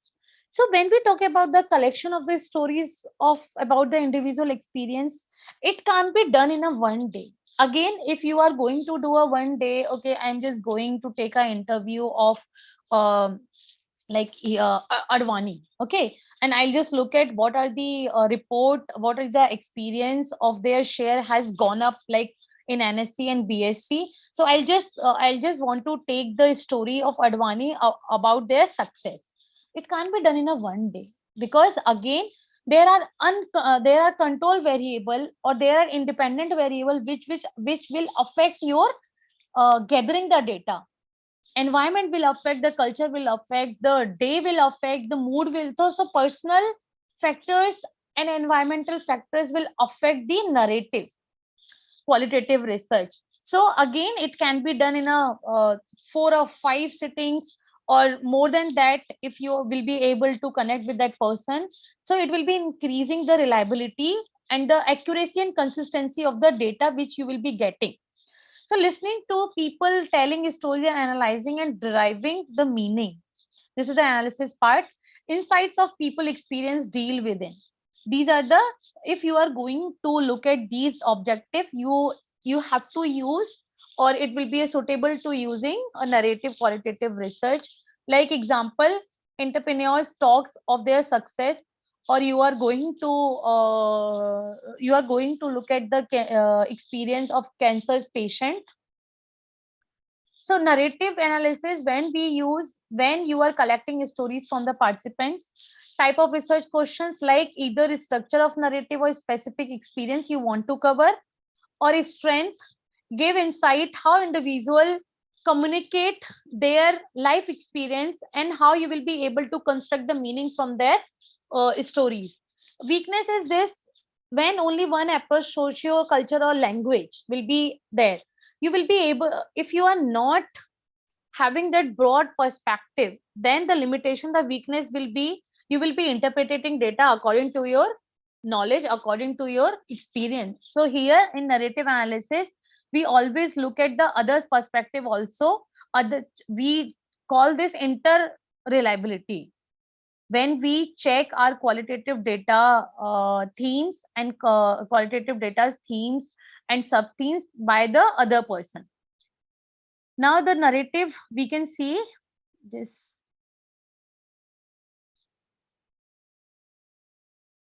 So as I have shared one example, that a cancer patient, you can see here ecological awareness, anxiety and actions among youth and their parents. So when we talk about the narrative is also narrative qualitative research we also use in the, when we write a system literature review.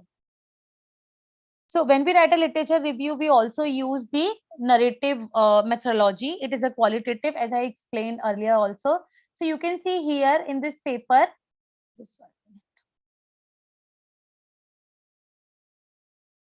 in this paper, they have done, they have included the publication from 2018 to 2021 by in 6 of the top 10 American newspaper.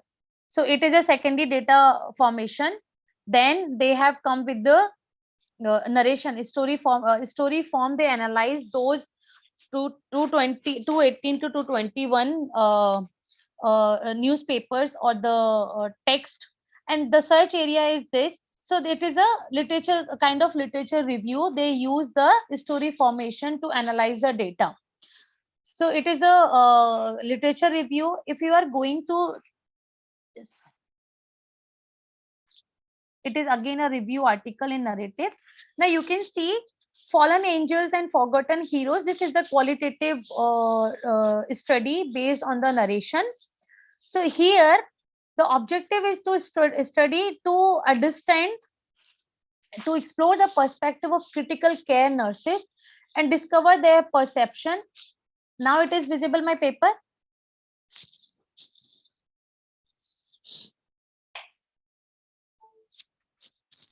Ma'am, the paper is not visible.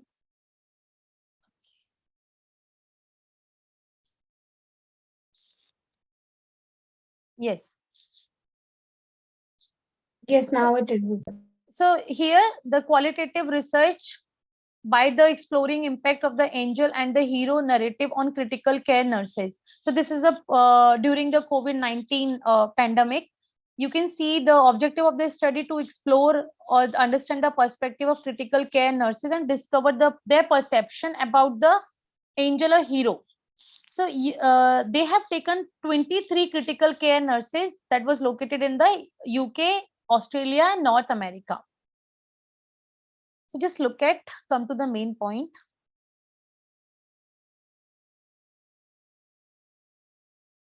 Number of participants and duration of audio recording. They have recorded their interview, which has been done with the 23 critical care nurses from 3 different locations, UK, North America, and this Australia. So these are the narrations of the first participant. After these interview, they have come with these themes. So when they have come with these themes, these are the themes. Then they explain under the participants what they have said related to the gender stereotypes. Like gender stereotypes, the participant 3 said caregiver, mother, surrogate, make everything better. We will take anything. So this is the participant 3, which supports the theme or which supports the gender stereotypes. Again, the participant 8, what if they had a male nurse with angel wings? Would that create an impact of us getting more money? So these are the again gender stereotypes. So when we make a qualitative research, we analyze the data by the themes or by the word, the frequency of the words. If it is coming maximum, then we take this word have been used. Then we give or we explain the supportive quotes also under the theme or under that word. So these are the narrative, and these are the qualitative paper related to the narrative methodology. Now again, the third is when we do the narrative, there is a there are steps when we follow. So first we identify the phenomenon, what we are going to address. Then we look at the settings, individual availability, or you are going to learn about the phenomenon from that individual, or you are going to reflect personal and social experiences from the stories. You will collect that. So have them tell their story, collect other field text. Means you can't just rely on this. If it is a narrative, then you have to rely on the stories or the experiences which will be shared by the participant, which will be shared by the person. Now you have to retell the individual story. Individual stories, if you are collecting the entrepreneur success by 4 or 5 individuals, then you have to retell or re-story. You have to listen again and again. Then you have to come past, present, future. Means what they used as a past, what they use as a present, what they use as a future. Then you will be building each and every sentence in place. Then you will be describing the story. Then you will be analyzing the themes from that story. Then fifth step will be collaborate with participant storyteller in all phases of research. Now how it will be, for example, this to reveal the experience of the cancer patient, to reveal the success or failure of any entrepreneur. After completing the paper or after completing the analysis, now the researcher or the participants will be able to get, after publishing, then might be chances to get indisciplinary, biasness. When they will be looking at the paper, the meaning was different. They will be able to look at, oh, I didn't say this, but you interpreted it and you gave theme to this. So each and every step you have to collaborate with the participant, because you are going to showcase, you are going to reveal someone's experience. So narrative qualitative research explains that you need to involve your participant in each and every phases. Then write a story about participants' personal and social experience. Validate the accuracy of the report. Now just look at the biography. When we write down someone's biography, someone's biography, we involve we involve participant or that person in each and every para, in each and every line. Okay, the second thing will be coming like this. So this is the narrative. Now phenomenological. So phenomenological is explain the event, activity, or phenomena. How it explain event, activity, and phenomena. So for example, I'll show the paper. What are the first example, what are the motivating factors in healthcare patient to adopt the app? What are the demotivating factors, or what are the challenges? When we look at these kind of activity or phenomena, it is a abundance of the paper. They use the IPA, phenomenological approach. So it is a school of thought that emphasizes people's subjective experience. Then we gather deep information from the participants. We don't start with the pre-described hypothesis. So when we are not describing the pre-described hypothesis, we are using the inductive approach. Focus on 4 aspects: someone's life experience, someone's lived time, or someone's live human relations. We focus on these 4 aspects in the phenomenological. We don't cover the social or culture because we have already covered this in ethnography. So for example, how cancer patient cope up? So when we talk about the cancer patient cope up, you will be able to get, okay, what were the challenges they faced? What were the motivation that they are not letting go themselves? So what are the motivation they have? So these things we will be able to get by the IPA qualitative research. What is the experience of being trapped in natural disasters? What is like to experience atrocities in healthcare professionals?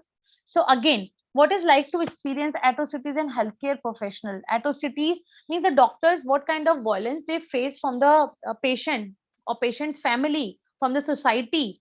If we recall the pandemic situation, they have faced the more violence during the pandemic. So why, after facing those kind of things, what are the motivation? Why they are continuing their service for the society or for themselves? So it will be a good approach to cover this question in under the IPA qualitative research. What is like to be a victim of sexual assault? So this is the IPA approach. Now if I'll go through just 1 minute.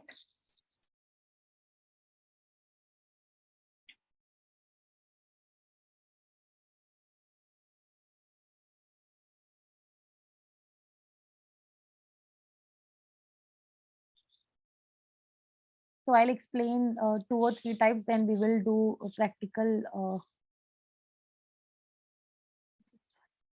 Okay. So first thing you can see, exploring factors affecting women in the family business from entrepreneurship student perspective. Here, this is the topic. Ma'am, can you full screen the research paper? It is not showing. Okay. It is not showing.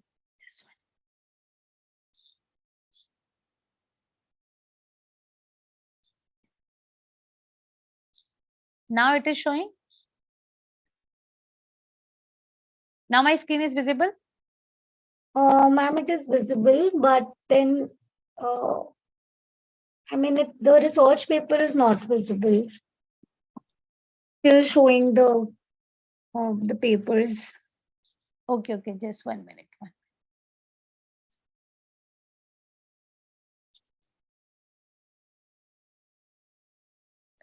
Now it is or not?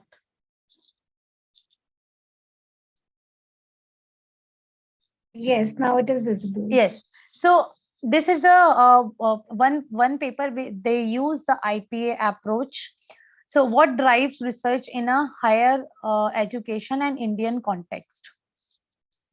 So the objective is to explore the factors that acts as a motivator and demotivator from the perspective of academic in higher education institutes. Then they have used for the data collection in-depth interview and semi-structured interview for the data collection. Then they have used here the natural setting they have used. So you can see, just 1 minute.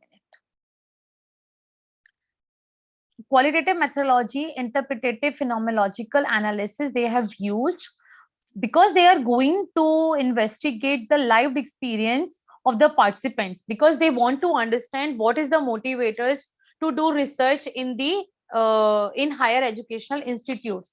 So here the sample size ranging 1 to 15 is enough when we do the IPA. The reference also they have given. So for this, they have taken the 16 respondent, 12 females and 6 males, and the age group also they have given. So this is the IPA they have used, the in-depth interviews they have taken, that the question they have set for the participants. The questions were, how do you feel about doing academic research? So it starts with the questions, basic questions. What are the reasons that drive you to do academic research or deviate from the same? Investigate and clarify questions were deemed as necessary during interview. So they have asked these questions, and the questions were asked, minimum duration was 45 minutes and it can be fluctuate 50 to 90 minutes. They have given this. So interpretative phenomenological analysis, we can say it can be done from 1 to 15 or 16 participants will be enough. Then we set the questions when we are going to ask the participant. So it is a based on the IPA. Again, the second paper,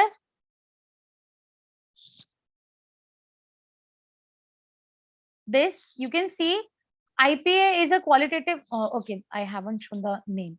So again, this is a exploring. My screen is visible.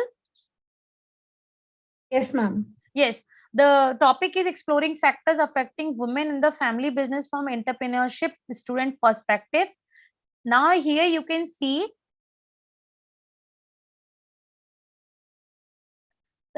this study utilized interpretative phenomenological analysis is a qualitative research methodology. IP is a qualitative research technique in psychology that help understand entrepreneurial students' perspective on how one sees women performance in family firms. So they have given the reason why they have used the IPA, because it is going to use the live experience of the female entrepreneurship. So they have used this IPA in this also, where they have taken the sample size from 4 to 15, and the data collection they have done from these 2 states. Now again, third, this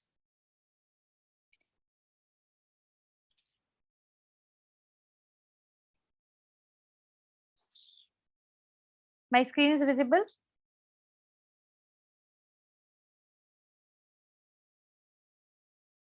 Yes, ma'am, it is Yes. visible. Yes, so I'll not ask again and again. My screen is visible. If it is not visible, then please stop me. Right, ma'am, we'll do Yes, that. yes, thank you. So again, the one paper, it is based on the IPA, Entrepreneurship Education and Training in Indian Higher Education Institutes, a suggested framework. So to achieve this research, they have adopted IPA in this paper again. And you can see that is a narrative inquiry methodology based on in-depth interview. So the question will be, ma'am, why they have used narrative inquiry again methodology based on the in-depth? Because in-depth interview they have taken in the story formation. Now they have included 16 educators who engaged in the EET, Entrepreneurship Education and Training. For this study, they have taken 3 cases, 3 institutes, 3 or 4 institutes.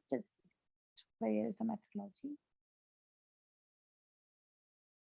You can see they have taken already a figure before starting the methodology, the diamond framework for the effective, where you can see the variables they have paper is not visible. Okay. Now it is? Yes. Ma'am, it is stuck on your on a dialog box wherein we see the list of papers. Okay. The paper is not yet opened. Okay.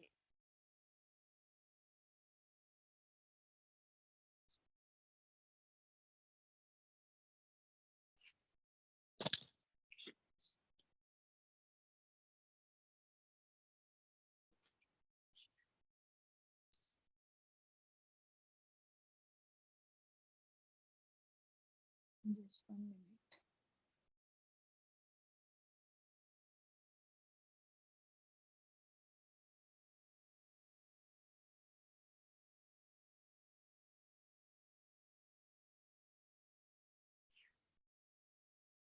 Now it is visible or not? No, ma'am, we are seeing your inbox with the Zoom link. Okay, inbox.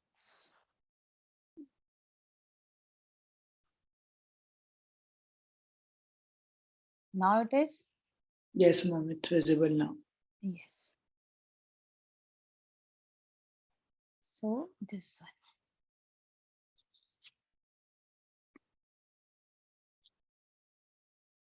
So here you can see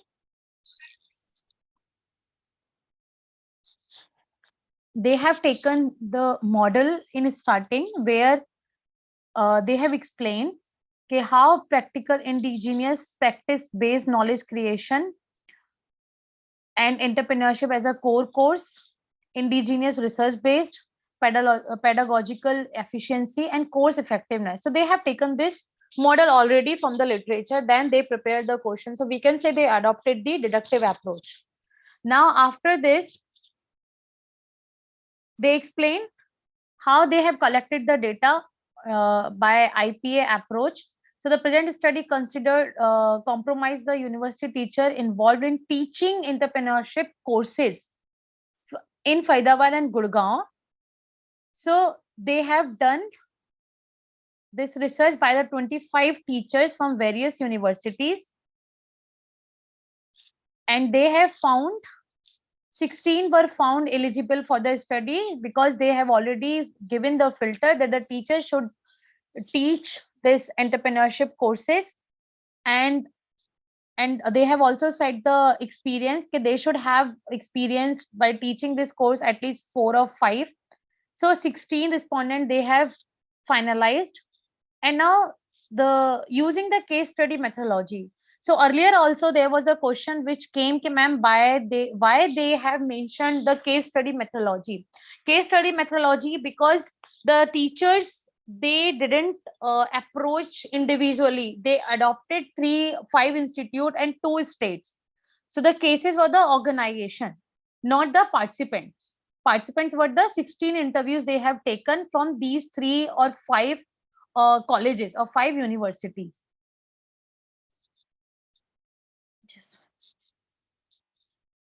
After this, they have analyzed the data, and when they analyze the data themes and content, they quoted the participant supportive quotes that was used by the participants, which will be which we will be discussing after the types of qualitative research. So this is again a second paper which depends on the IPA approach, or which explains the IPA approach. So if you have any question related to these kinds where you want to analyze lived experience of someone, then you can go through the IPA approach qualitative research. So my PPTs are visible now. Yes, ma'am. Yes. Thank you. Now the last is grounded analysis. When we do the grounded qualitative research analysis, it is a very contradictory statement that has already given by the researchers, that when we talk about the grounded analysis, each and every qualitative methods are similar to each and every one. For example, narrative also you are using in IPA, then case study also you are using IPA, but the methodology how you are collecting the data, how you are interpreting that data will be differ. So grounded analysis means to develop a new theory. So you have seen many papers, they have used inductive approach, and inductive approach explains that in the end you are going to develop one theory, but there are so many papers they use inductive approach but they didn't develop the theory. But if you are using the grounded analysis, then you have to come and you have to build a new theory and start general question. It starts with the general question. You don't have any hypothesis, you don't have any specific questions, you have only one general question. Okay, for example, here, how can cancer patient cope up? No, you will not say. You will just start, if you want to check the behavior of the patient or check the attitude, that will be decided at the end of the data collection, that what will come. But you will be starting with the general question. Like general question can be, okay, so how are you? How was your experience? So it will be started with that general question, not emphasizing any objective, not emphasizing okay, you are going to study attitude, behavior. You will be come up with the later after data collecting. Now theory must emerge from data itself, not from existing notions. So that's why we start with the general question. Constant comparison analysis, deep and detailed. Comparison analysis means if you are when you start the conversation or when you start interview with the general question, you keep continuing comparison. Okay, it is available or theory is available, how it is going in that. If you are going to adopt the behavioral theory, then it is going to that cognitive behavioral theory. So constant comparison, deep and detail will be there when we try to develop the theory. So here it is very actually tough and time consuming when we go for the grounded theory. The grounded theory first developed by the sociologist Barney and Anselm. So grounded theory refers to a set of systematic inductive method for conducting qualitative research that aim to be developed theory.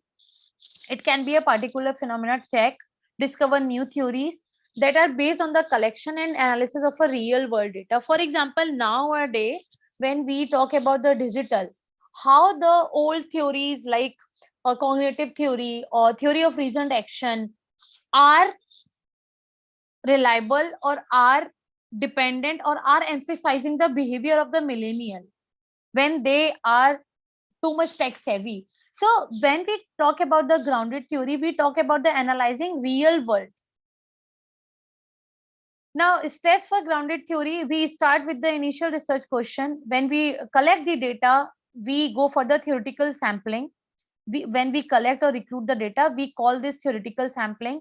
When we break the transcript into the excerpt parts, means into the sentences, into the 1 or 2 or 3, we call this open coding.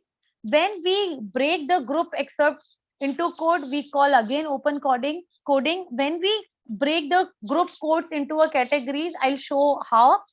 Then we call this axial coding. So these are the steps involved in the grounded theory. Then after selective coding, you start writing the grounded theory. So just 1 minute.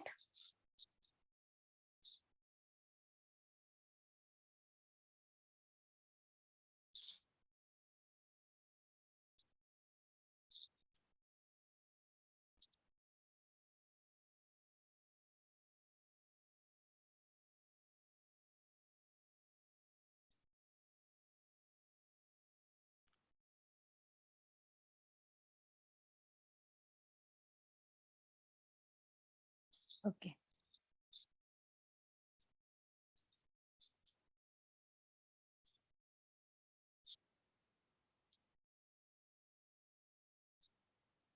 So you can see paper on your screen. That is beyond Yes, the ma'am. beyond the paradigm conflicts, a 4-step coding instrument for grounded theory. Here you can see they have started with the research question, broad research focus question, then delaying literature review until later stages of research. Then these are the steps they have used in this paper. They started, so you need to understand, they started with the basic general question. Now you can see the sequence they have used to develop the grounded theory, code, concept, category, and theme that I explained in the PPTs. First, they develop the code, group code or group code, then into the initial code, then from the code they develop the concept, then the category, then the theme. So here you can see open coding and initial coding, they done codes, concept, they figured out the code, concepts, categories, then core theme. So here I'll just go through direct. Okay, generating code, how they generate the codes in grounded theory. So first, A respondent, yes, I think main criteria is it clarity and logical sequence. And actually we face with different kinds of technique writing in England. Okay, the topic is beyond the paradigm conflict, a 4-step coding instrument for grounded theory. So when the participant said this, they have given the code. Okay, first is explaining perceived criteria for academic writing. Second is explaining facing difficult, different way of academic writing.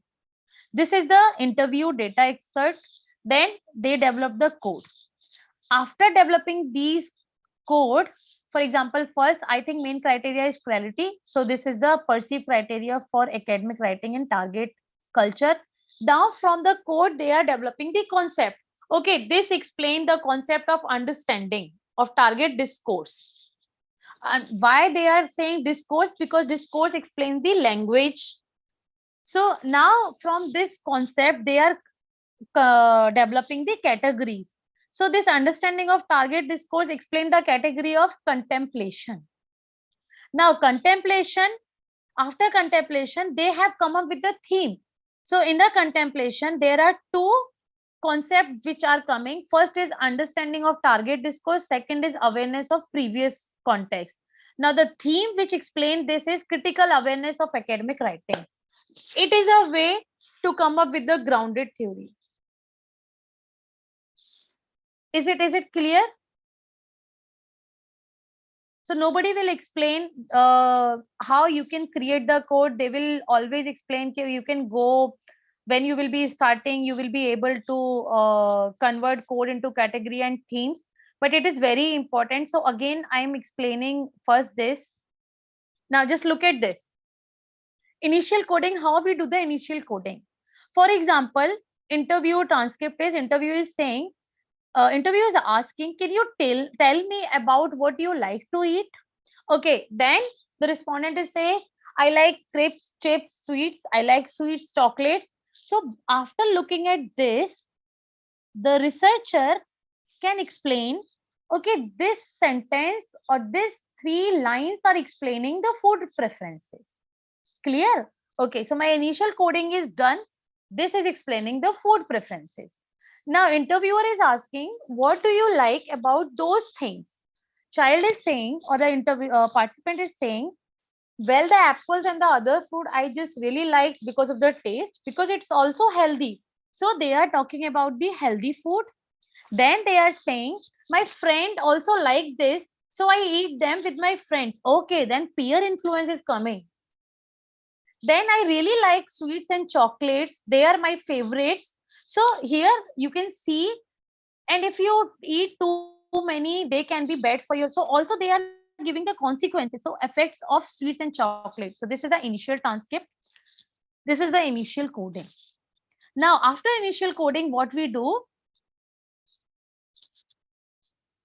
So you can see these are the initial coding. These are the initial coding I explained. These are the initial coding. Okay, peer influence or food choices in his school. So this initial coding, final theme they are explaining is copying friend. Or the initial coding, perception of food, healthy, unhealthy food, positive notion. These are explaining contrast and contradictions. So this is the way we write code, initial code, then we come to the final coding.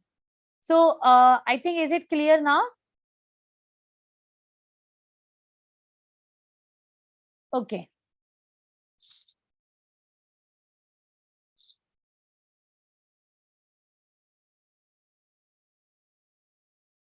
So we have covered these 5 types of qualitative research. So this is the only recall related to the unit of analysis. When we do narrative, it is enough to take a story of success and failure or someone's experience. One story will be enough. But for the reliability and validity, if it is a known one person you are writing their experience, it will be a biography. If you are going for the research paper, then I'll be preferring to take at least 4 or 5 if I'm opting the narrative qualitative research. In IPA phenomenological analysis, we can go for the 15 to 25 also. It will be a suitable size and it will not create a validity and reliability issue. Grounded theory, again, we can take the 25 to 30. Then ethnography, observe multiple individual. And when we do the case study, event, program, or activity, you can explain. So these are the 5 types of qualitative research. Now, the qualitative research, when we talk about how we collect the data, interview script you can do, open-ended questionnaire you can prepare, contact center transcripts, you also text and documents also you can go. Text and documents, again, it will be a secondary, you can go, or text and document me you can write. Then audio video recording also you can collect data. Then observational notes also you can prepare. These are the types of data collection we follow in the qualitative research. Now, when we do the sampling method, convenience sampling also very, very good. How? If I'm doing the research which is based on the how the cancer patient feels, then convenience sampling will be good. So you can go through or reach to that person by your network, by your convenience will be also good here to collect the data, but you can't change the natural setting. Convenience means, okay, I just want to do a study, ethnographic culture study in a manufacturing, in a construction, or in a IT companies. Convenience, okay, I'll do in a Bangalore because I stay in a Bangalore. So convenience will be good to go again and again to that natural setting. Now, snowballing. Snowballing means, one friend, then you are communicating that I'm doing research on the assault victim of assault or a cancer patient. Then you are communicating with one friend, and one friend is referring, okay, I know other person who knows the person who is suffering from these issues, or who has experienced a natural disaster. So this is the snowball that you will be able to reach to the target after looking at the reference. So first choose participants based on the profile, then ask chosen participant to identify others. So you will be able to get to the participants after reference. Then purposive, identify the characteristic list of potential participants. Then purposely you will be invite them to participate in your research.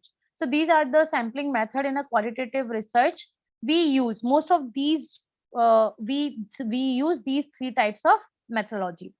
Now, when we analyze the data, we analyze in the form of narrative, like in the form of a story we are writing. The best example for the narrative analysis is the systematic literature review in a narration form. That if you want to look at the how AI affects the human resources, then you are looking at the last 10 years or 5 years or papers. Then you are just giving in a narration story form that how it is affecting.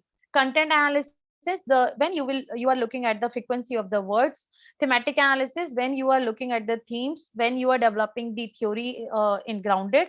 And discourse analysis, I'll not discuss the discourse analysis in detail because it is very broad. And discourse analysis, we look at the language, we use this in a political structure. When we look at the speech, how they are talking, in what context they are talking, the language specifically, we look at the language and discourse analysis. So we don't use discourse analysis if we are doing a narrative analysis, or if we are doing a IPA. If we are studying the economical or policies or the political structure, we go for the discourse analysis. Now, after this, there are so many softwares who analyze the qualitative data. like CAD software also. We have seen Atlas TI also, and Vivo is a popular one. Max QDA also popular one. We also analyze data, or and we will give the code in this. But frankly, I'll tell you, after if you will be able to attending or parts or taking workshop, lots of workshop, 10 or 15 in NVivo, okay, and if you don't have your knowledge related to that topic, you will not be able to give the code, because the software is made to read the files. You have to give the code, you have to give the idea how the software will read, but you will be the only one who will be interpreting. So software, the thing is not difficult. The difficult thing, you're understanding your knowledge. You have to be very knowledgeable. You have to be understanding of the topic. Now, after this software, when we analyze the data, the thematic analysis is the popular one when we look at the pattern of themes in the data. So to look at the pattern, you need to be very familiar with the data. From that, you need to generate the code that I have shown. Then you organize the code, because it is not, I have shown you the one example only, 1 or 2 respondent.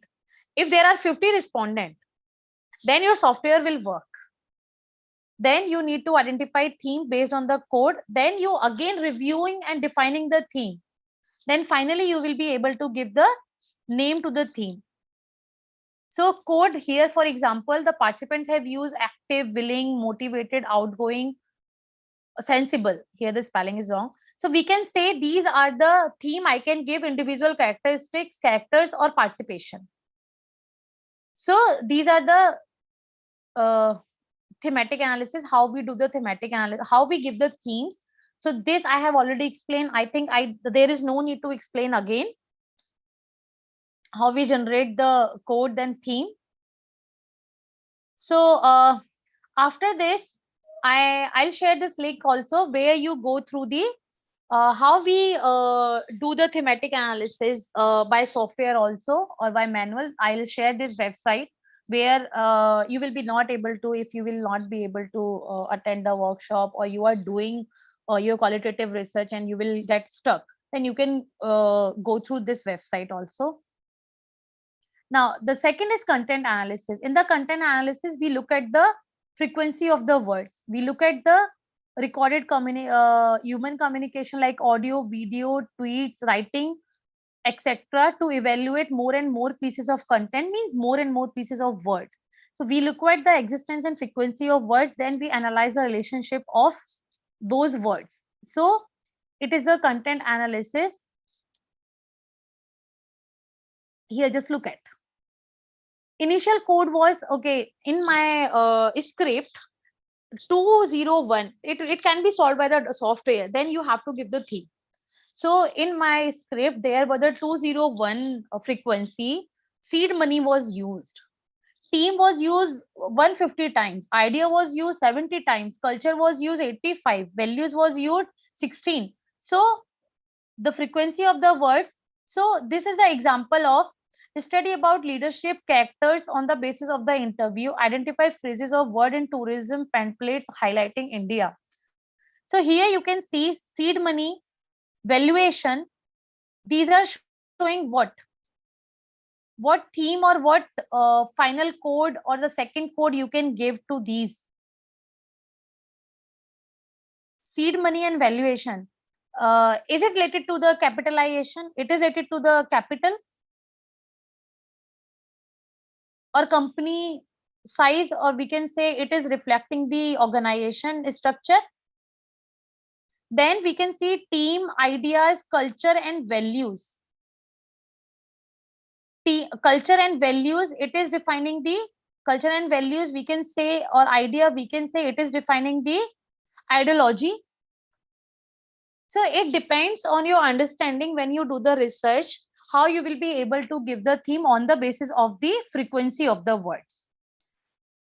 Now, so content analysis and thematic analysis and text also. In text also, we look at the how many times the word or the content, the word has been used in the data. So this will be very easy to understand when the second session will be on the en vivo. I think it is in a row. Second day it will be there. So there are 5 steps when we analyze the data. The qualitative data analysis, like prepare and organize your data. First, review, explore your data, develop a coding. Then assign codes to the data, identify recurring themes. So this is the how we analyze the data after data collection, after finalizing the qualitative research. Now, reliability and validity of the data, how we check. As I have already have been saying from the starting, that you need to justify your sample size to remove the issue of reliability and validity. You can go through the comprehensive data. You can go through the refutational analysis that I'll explain. You can use tables to record data. You can use the deviant cases to show the reliability and validity. So these are the techniques here. Refutational analysis is exploring and explaining contradiction between individual studies. Means if you will be able, for example, one participant is saying something, second is, then you have to explore and explain how both are contradictory with each other. You have to do the interpretation in that manner, so you will be able to remove the issue of reliability. Now, refutational to support the claim of reliability. That I have explained in the paper why they were explaining that we have hired an ethnographer or the qualification, because they wanted to remove, or they want to support that my data is reliable. Then you can use comprehensive data, constant testing, comparison of data, use of these are the things you can use to show the reliability in qualitative research. Then validity, you can employ the moderator for the validity to overcome the personal bias. Then you can go for the triangulation to conduct research from multiple perspectives. Means moderator also is there. Multiple individual will analyze the data. That I have been also saying, okay, inter-rater reliability you can use in the qualitative research. Respondent validation. Whatever the result you will be able to get, you can also test the initial result is still ring true for the participants or not. Because in the end, you are going to show, or you are going to get the findings from the transcript. So respondent validation also will be a good to check the validity in qualitative research. So this is the reliability and validity. Now there are advantages and disadvantages. Before this, I'm not going to explain advantages and disadvantages, because advantages and disadvantages we have already done in starting when we were explaining the difference between qualitative and quantitative. So just 1 minute. My screen is not visible.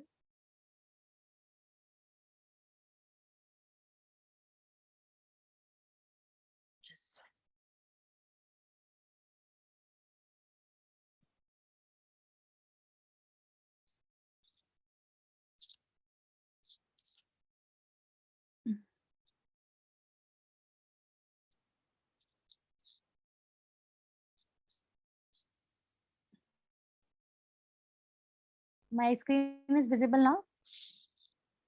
It is visible, but I mean, the dialog box is open where the papers are showing, but not the entire screen. I think some issue is with my Mac, I think. I'm so sorry, ma'am.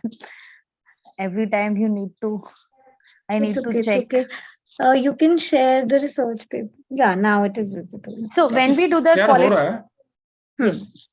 when we look at the qualitative research, there are the checklist we need to go through before starting the qualitative research. We call this CORAC, Consolidated Criteria for Reporting Qualitative Research. I have seen some researcher or some papers, they have mentioned that we have inculcated or we have use the Korak checklist to conduct this study. So it is divided into some domains. First domain is research team and reflexivity. Second is study design. Third is analysis and finding. So 3 domain you need to complete each and every checklist if it is related to your qualitative research types. So first is research team and reflexibility, where you will be able to look at the personal characteristics.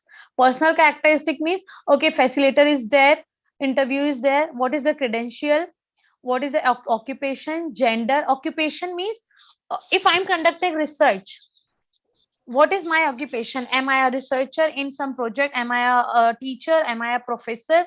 What is the gender? Experience, gender. Why I'm asking gender? Why this checklist is asking gender? For the personal biasness. Then experience and training. Then relation. So interviewer facilitators, the question will be which author conducted the interviewer focus group?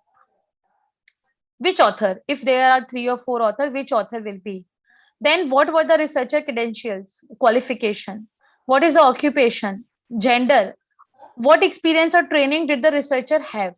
These are the checklists for the qualitative research. Now, relationship with the participants. Relationship established. Was a relationship established prior to study commencement? Participant knowledge of the interviewer. So these are the checklists I'll be sharing with you. You can go through when you will be able to do the qualitative research. Please checklist this. If there is some points which will be missing, try to involve those points also to remove the reliability and validity issues. So is there any query related to till this moment?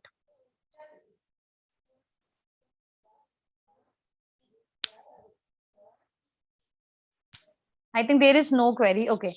Upasana ma'am, have you shared that audio with the participants?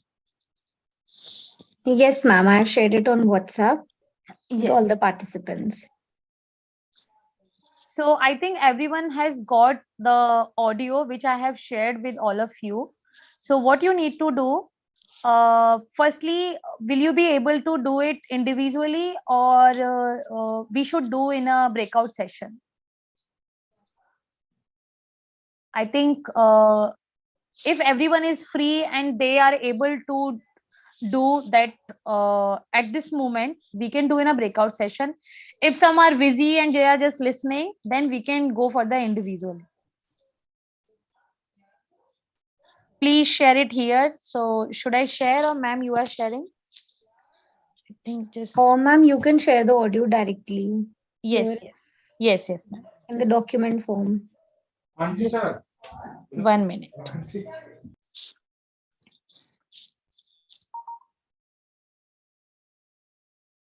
Just 1 minute.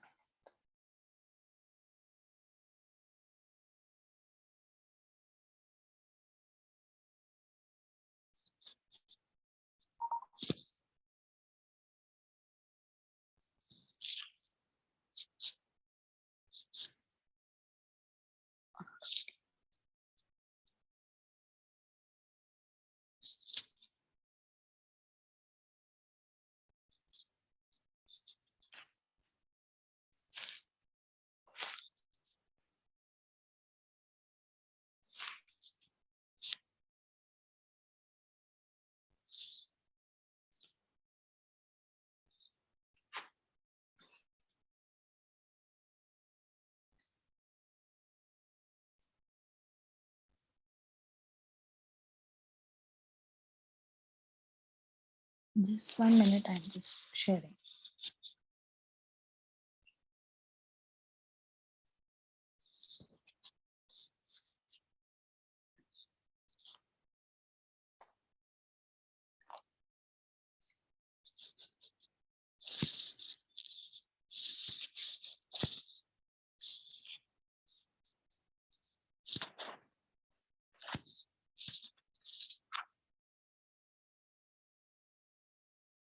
Yes, I have shared that audio.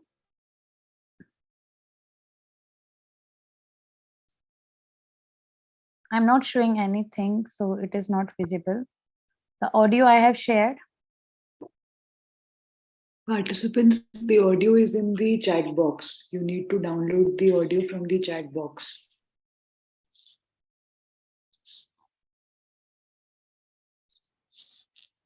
Hi, Vikas.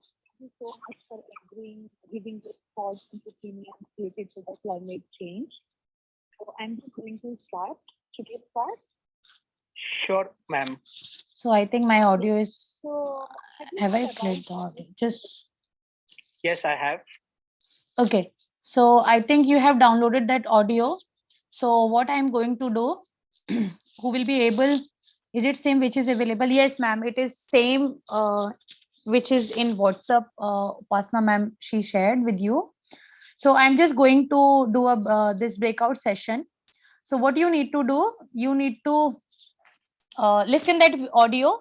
Then you need to go for the thematic analysis. For the thematic analysis, from your understanding, you need to generate code first, initial code, then final code. Then you need to put those code in a one theme. The question is clear.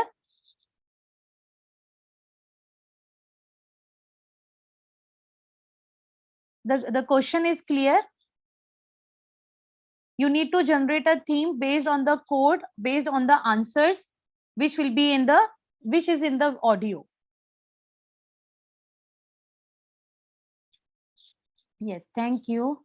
So I am just assigning manually because I don't know who is active or not. So room 1. So who wants to go in room 1 from here? Akshay, Ellen, Amanjot, and Anuradha. All 4 are available.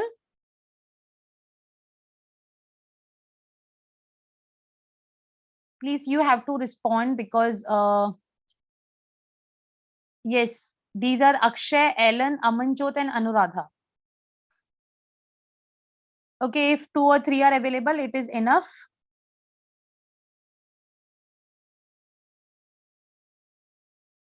So these are in room number 1.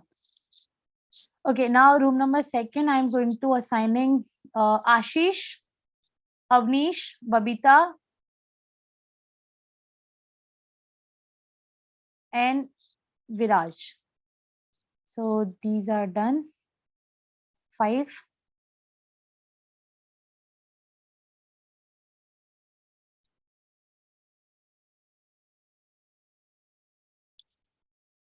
Now room number 3, Chanpreet, Devidas, and Navyashri, Abdul, Dr. NK.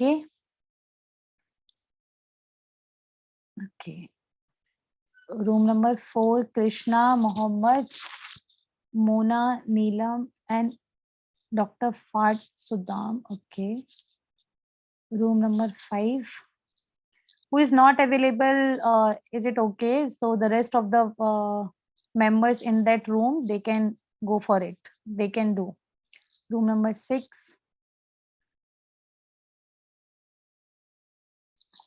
Radha ma'am, please repeat the tasks that they need to do.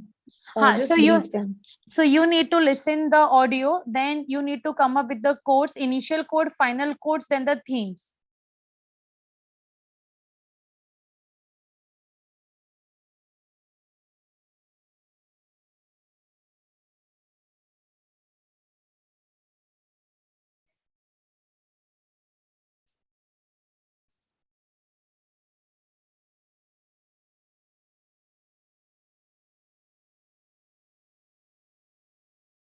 Yes, you need to, ma'am, can you put a message? I'm just assigning the room. They can start.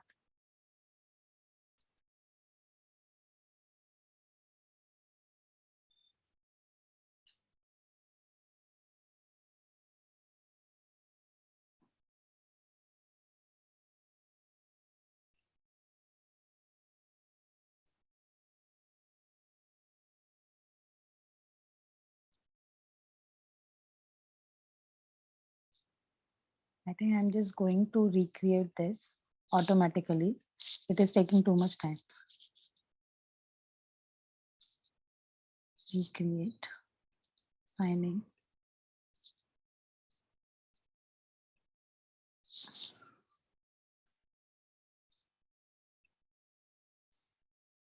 Just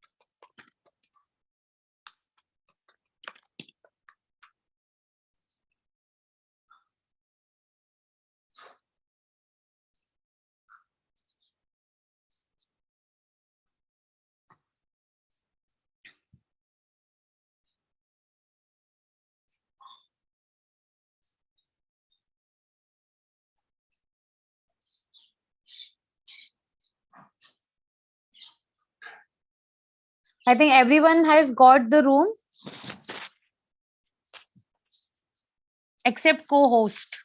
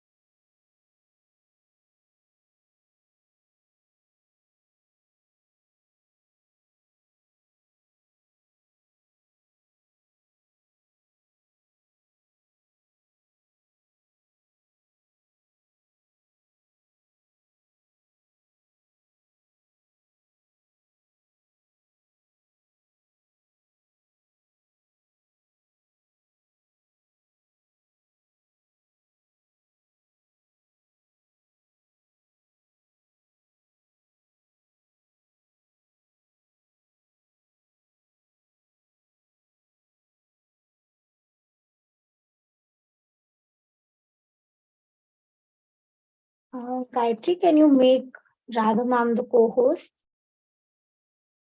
I'm कौन? Radha ma'am. हाँ जी, हाँ जी. एक second.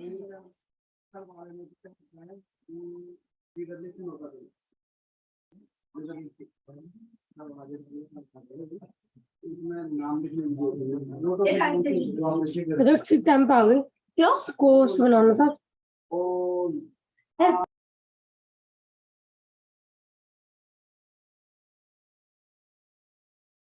Radha ma'am, you are the co-host now.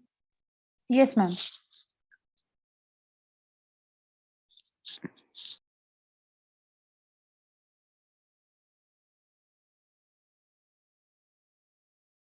So, ma'am, just give a 10 minutes to the participants. Then we will be discussing the themes and the coding. Okay. Who are doing individually, they can do individual and just look at the audio. When you will be doing the qualitative research, you will have these kinds of, if you are collecting the data in an audio, these kind of audio you will be having. So how you will be able to take audio code and the theme from that audio.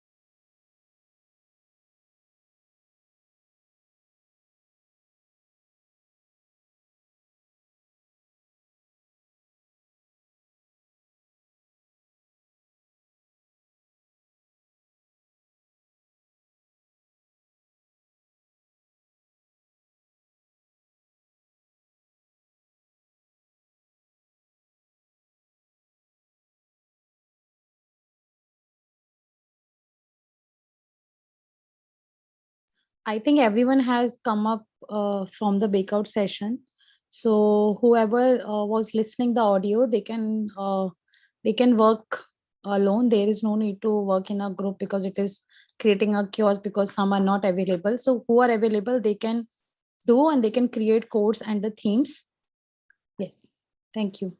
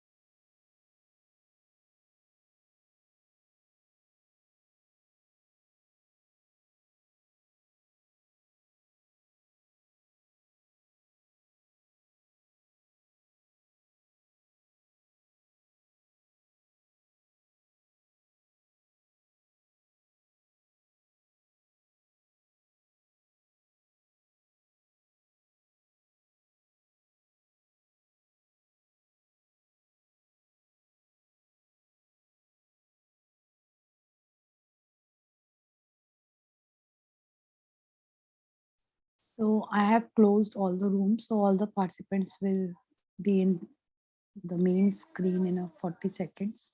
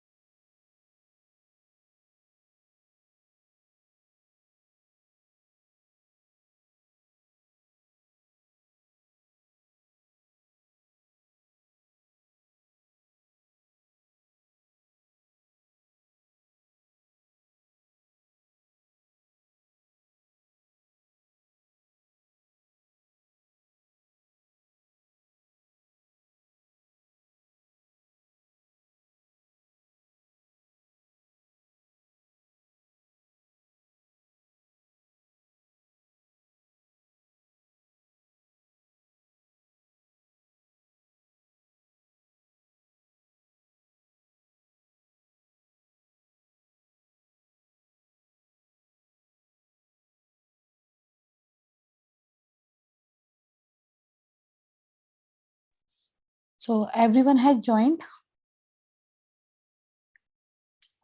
I think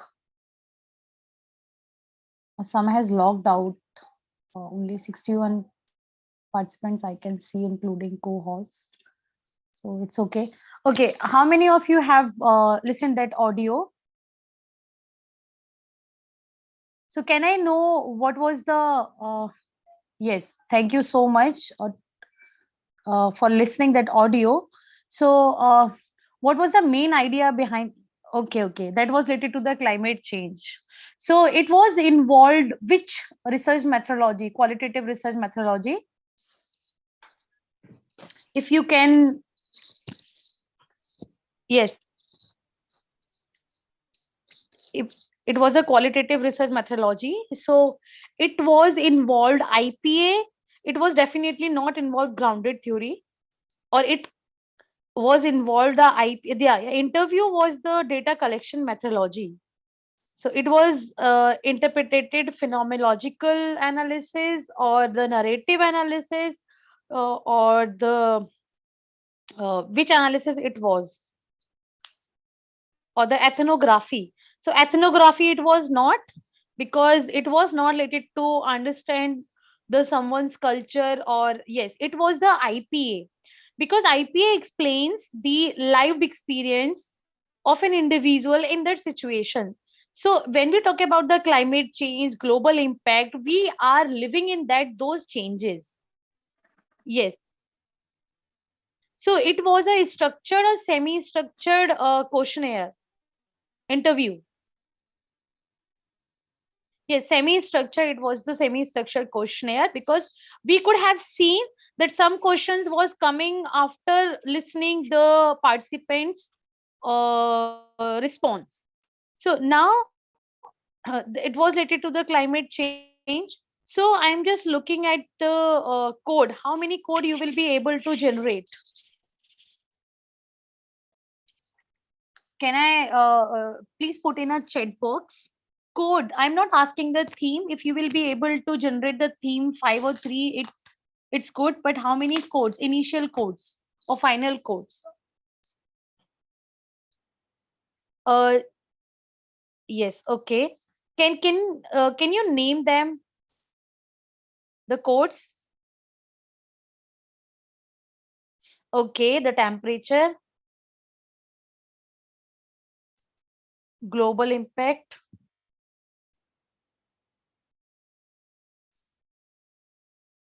AQI solution, convenience, affordability.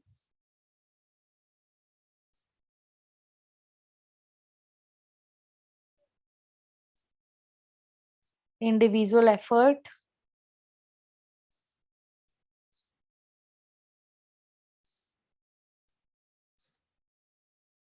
Okay. So if I'm going to analyze based on the one respondent, I'm just giving an example. You can't do IPA based on the one participant. I'm just giving you the example. If I'm going to analyze this data, how many questions was asked? The research question.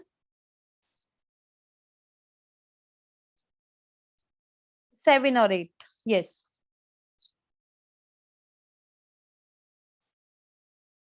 So if I'll generate the model, can I generate the model like this? Just 1 minute.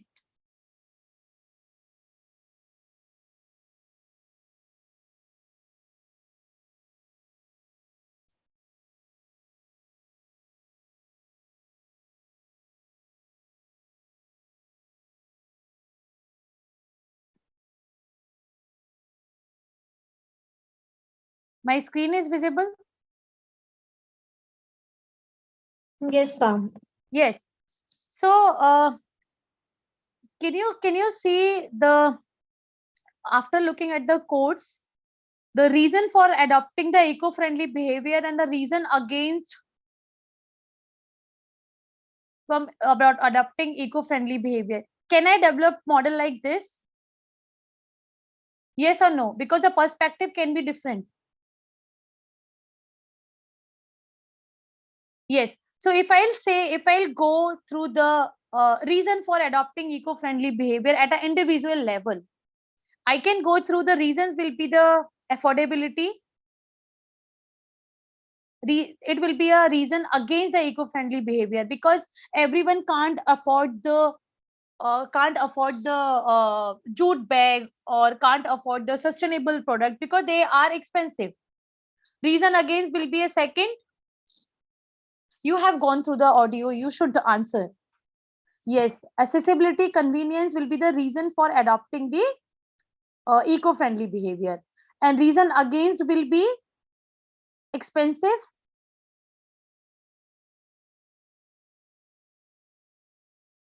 AQI level,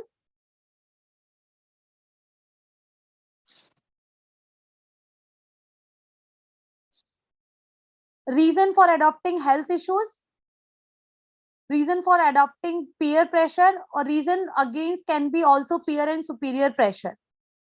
So we can develop a model like this also when we will go through the explanation of the why an individual or how an individual thinks about the climate change, or how an individual the awareness of the climate change at an individual level, because we can check the awareness of the climate change and the knowledge an individual has at the right time.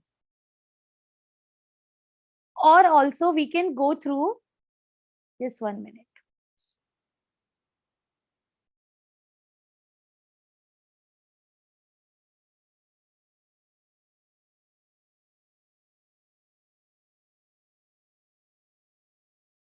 Just 1 minute. It is taking time to open. Just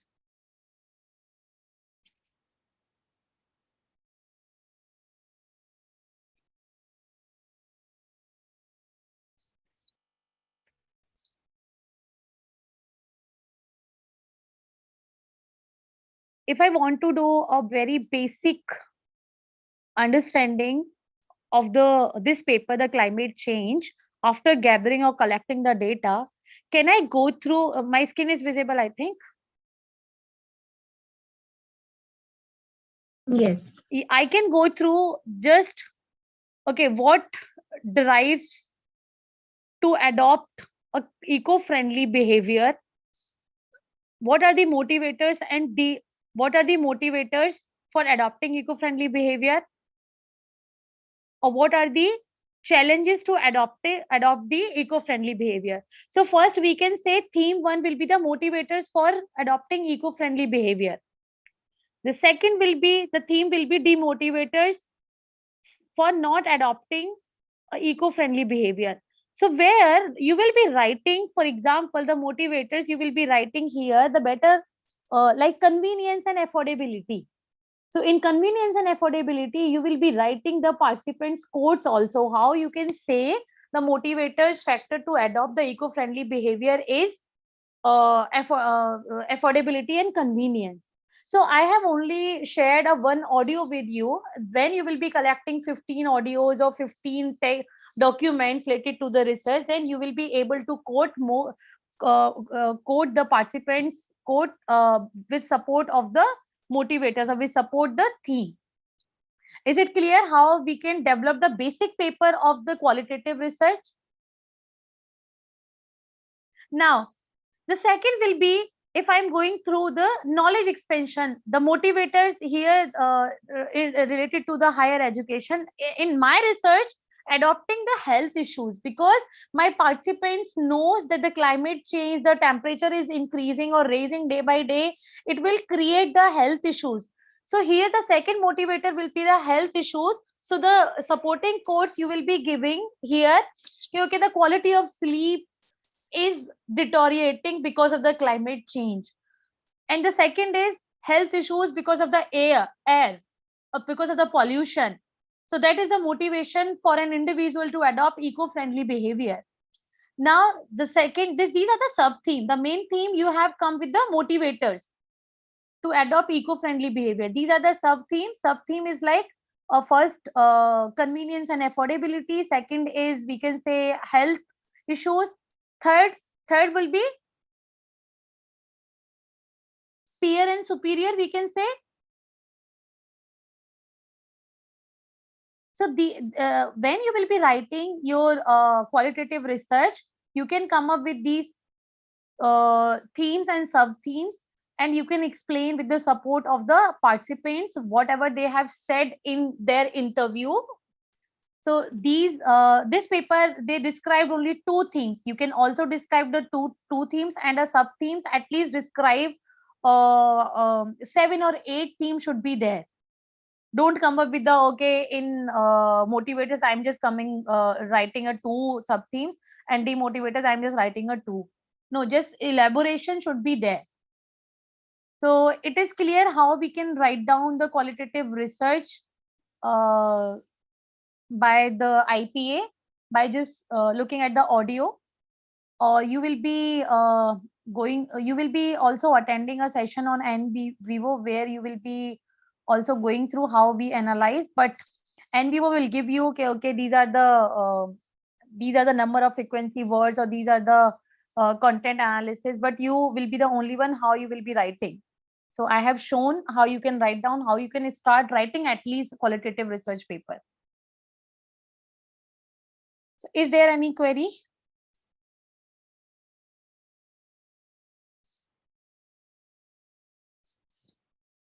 Yes.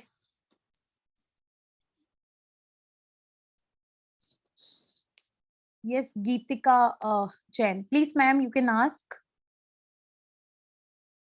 Can we use standardized scales of the variable to formulate?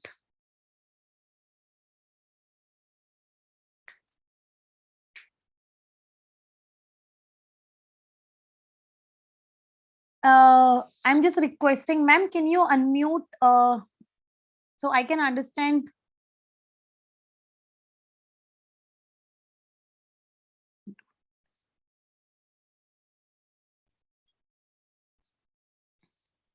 So first, second question I understood, do we need to support our research with the questionnaire? No, ma'am.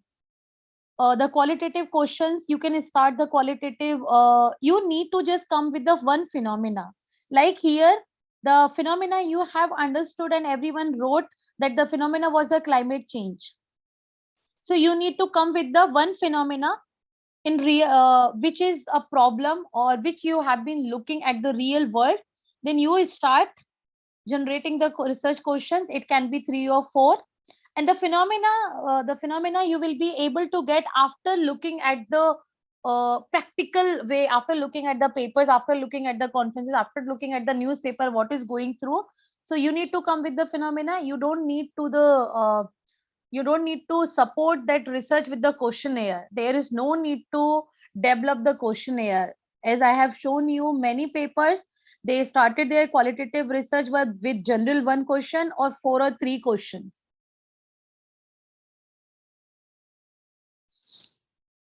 Is it clear? Shraddha ma'am. Now the second, can we use the standardized scales of the variable to formulate the questions of this form of research? Ma'am, I think you are talking about the questionnaire. Ma'am, you can ask the question. I have unmuted her.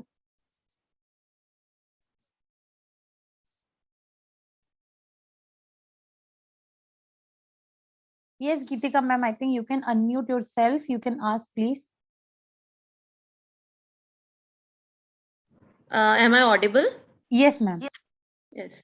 Ma'am, actually, I need to ask, like, you have asked the questions in this audio.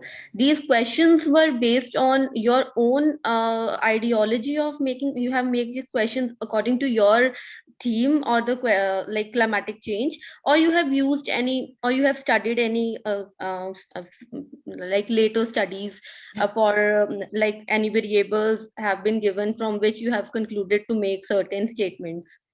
So, ma'am, I have asked these questions based on the research paper, recent research paper. Okay. But the question formulation was done by only me. But the Okay. ideology I have gotten from the latest research paper. For example, I have been doing this climate change research. So many paper was based on the eco-friendly behavior at individual level, at group level. So many paper was based on the global economy and peer and superior. So after reading, then you can formulate 3 or 4 questions for the qualitative study. And I'll Okay. show you how the idea should come after reading. For example, just 1 minute.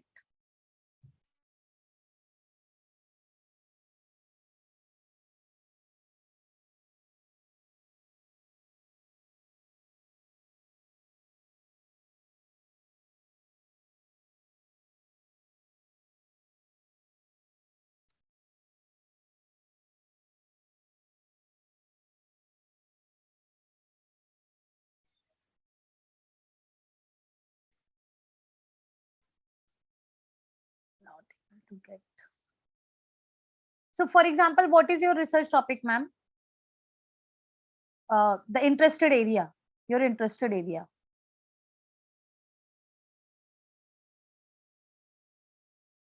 Yes, Geetika, ma'am. Yes, ma'am. Yes. Ma'am, my area is digital marketing. Okay, digital marketing. So in Right. digital marketing, have you read any paper or have you observed any phenomena which should be analyzed or which should be studied? Yes, yes, ma'am. I'm currently working on surveillance capitalism. Okay, okay. Yes. So any qualitative study is available in this topic? Yes, there are so many studies, but the way you have taught today, I really want to go with that IP style of this study. But Okay. I just wanted to ask this thing, like in a certain research, there are very few empirical researches, but there are qualitative research that is basically the literature reviews of various latent literatures already. So I just wanted to ask, can we use the standardized scales? For example, if I'm using the variable, for example, attitude towards the privacy, so can I use that scale to formulate my questions? The items present in that standardized scale, can I use No, those? no, ma'am. No, ma'am. No, no. If you are going to use pre-decided or I mean, you can use, you can go with the one variable. Okay, I want to study attitude or attitude in the digital marketing or surveillance, but you can't go each and every, you can't take each and every variable from that Okay. and to Okay. form the question. So can you see my screen? Yes, yes, I'm able to see. So this is the empirical study. How does anticipatory trauma reaction and climate friendly behavior make an effect at an individual level? The role of social norms in self-efficacy. So it is a totally empirical research. So after doing empirical research, I analyzed that there is a lack of awareness among the individuals. They don't know what is the, if you have gone through the interview, it was not very clear. The participants know what is the climate change. Right. So at this point, you need to look at the qualitative research from in Indian context. So the data, the audio I have shared with you, it was defining the Indian context. Okay, what are the motivators and demotivators to adopting eco-friendly behavior? Right. Might be many studies available in this area, but in Indian context, the qualitative study is not available. Right. So from these latest research, you can adopt your topic or you can adopt one phenomena, then you can generate the questions. Okay. Okay, or ma'am, if you will not be able to generate the questions, you can just take an interview of 2 or 3 just after making a one question. Then after taking the interview of 1 or 2, 3 participants, you will be able to make 5 or 6 questions. Okay. Okay, ma'am. And is there any criteria like how many questions should be asked, or it depends upon the interviewer? So for example, in IPA, ma'am, at least 3 to 4 questions should be there. As I have mentioned, that sub theme should be 7 or 8. Right. Okay. Or Okay. try to give more and more time to the participant to speak. Okay. Right, ma'am. Thank you so much. Thank you so Okay. much. Thank you, ma'am. Any other query?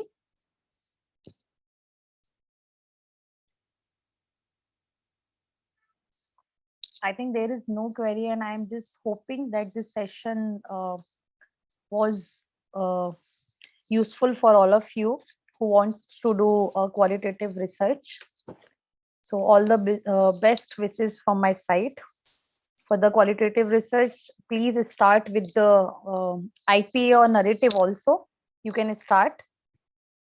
Is it mandatory in qualitative research to have an interview? You can also do focus group where 5 or 6 will be there.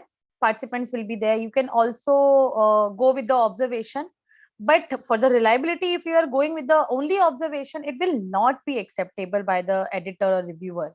So after observation, you need to include interview anyhow in the end. As I have shown in a paper, they have taken 3 data collection methods: field notes also, observation also, interview also, and colloquial also.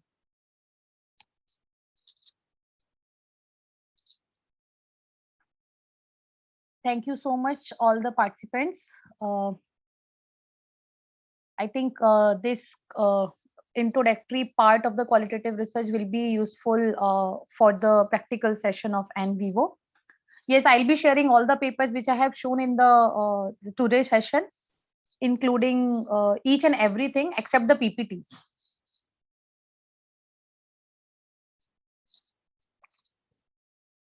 Yes, Upasana ma'am. So Yes. Participants, for the PPTs, you can go through the recordings, which will be available on my eClass. Tomorrow, there will be a session from 2 to 3 p.m. on my eClass. So you can join it. If you're already aware about my eClass working, then you can skip it. And from 3 to 6:30, we will have a session on NVivo. We will be telling you everything about it. And information will also be shared on WhatsApp. Thank you so much, Radha ma'am. It was a very nice session, very insightful. And we look forward to your another session on day 5, which is on bibliometric analysis. And participants, we will be sharing the papers that Radha ma'am has discussed today on my eClass portal. So thank you so much, Radha ma'am, once again. thank you, ma'am. Thank you so much for all the activeness during the session. So it was really appreciating from the organizers actually. And I have seen that you all, every time, all the organizers, every time they are active in during the session. So thank you so much, and thank you so much all the participants, and all the best wishes from my side. Thank you so much. So I'm just leaving the meeting. Thank you. See you on the bibliometric session. Gayatri, now you can end the session for all.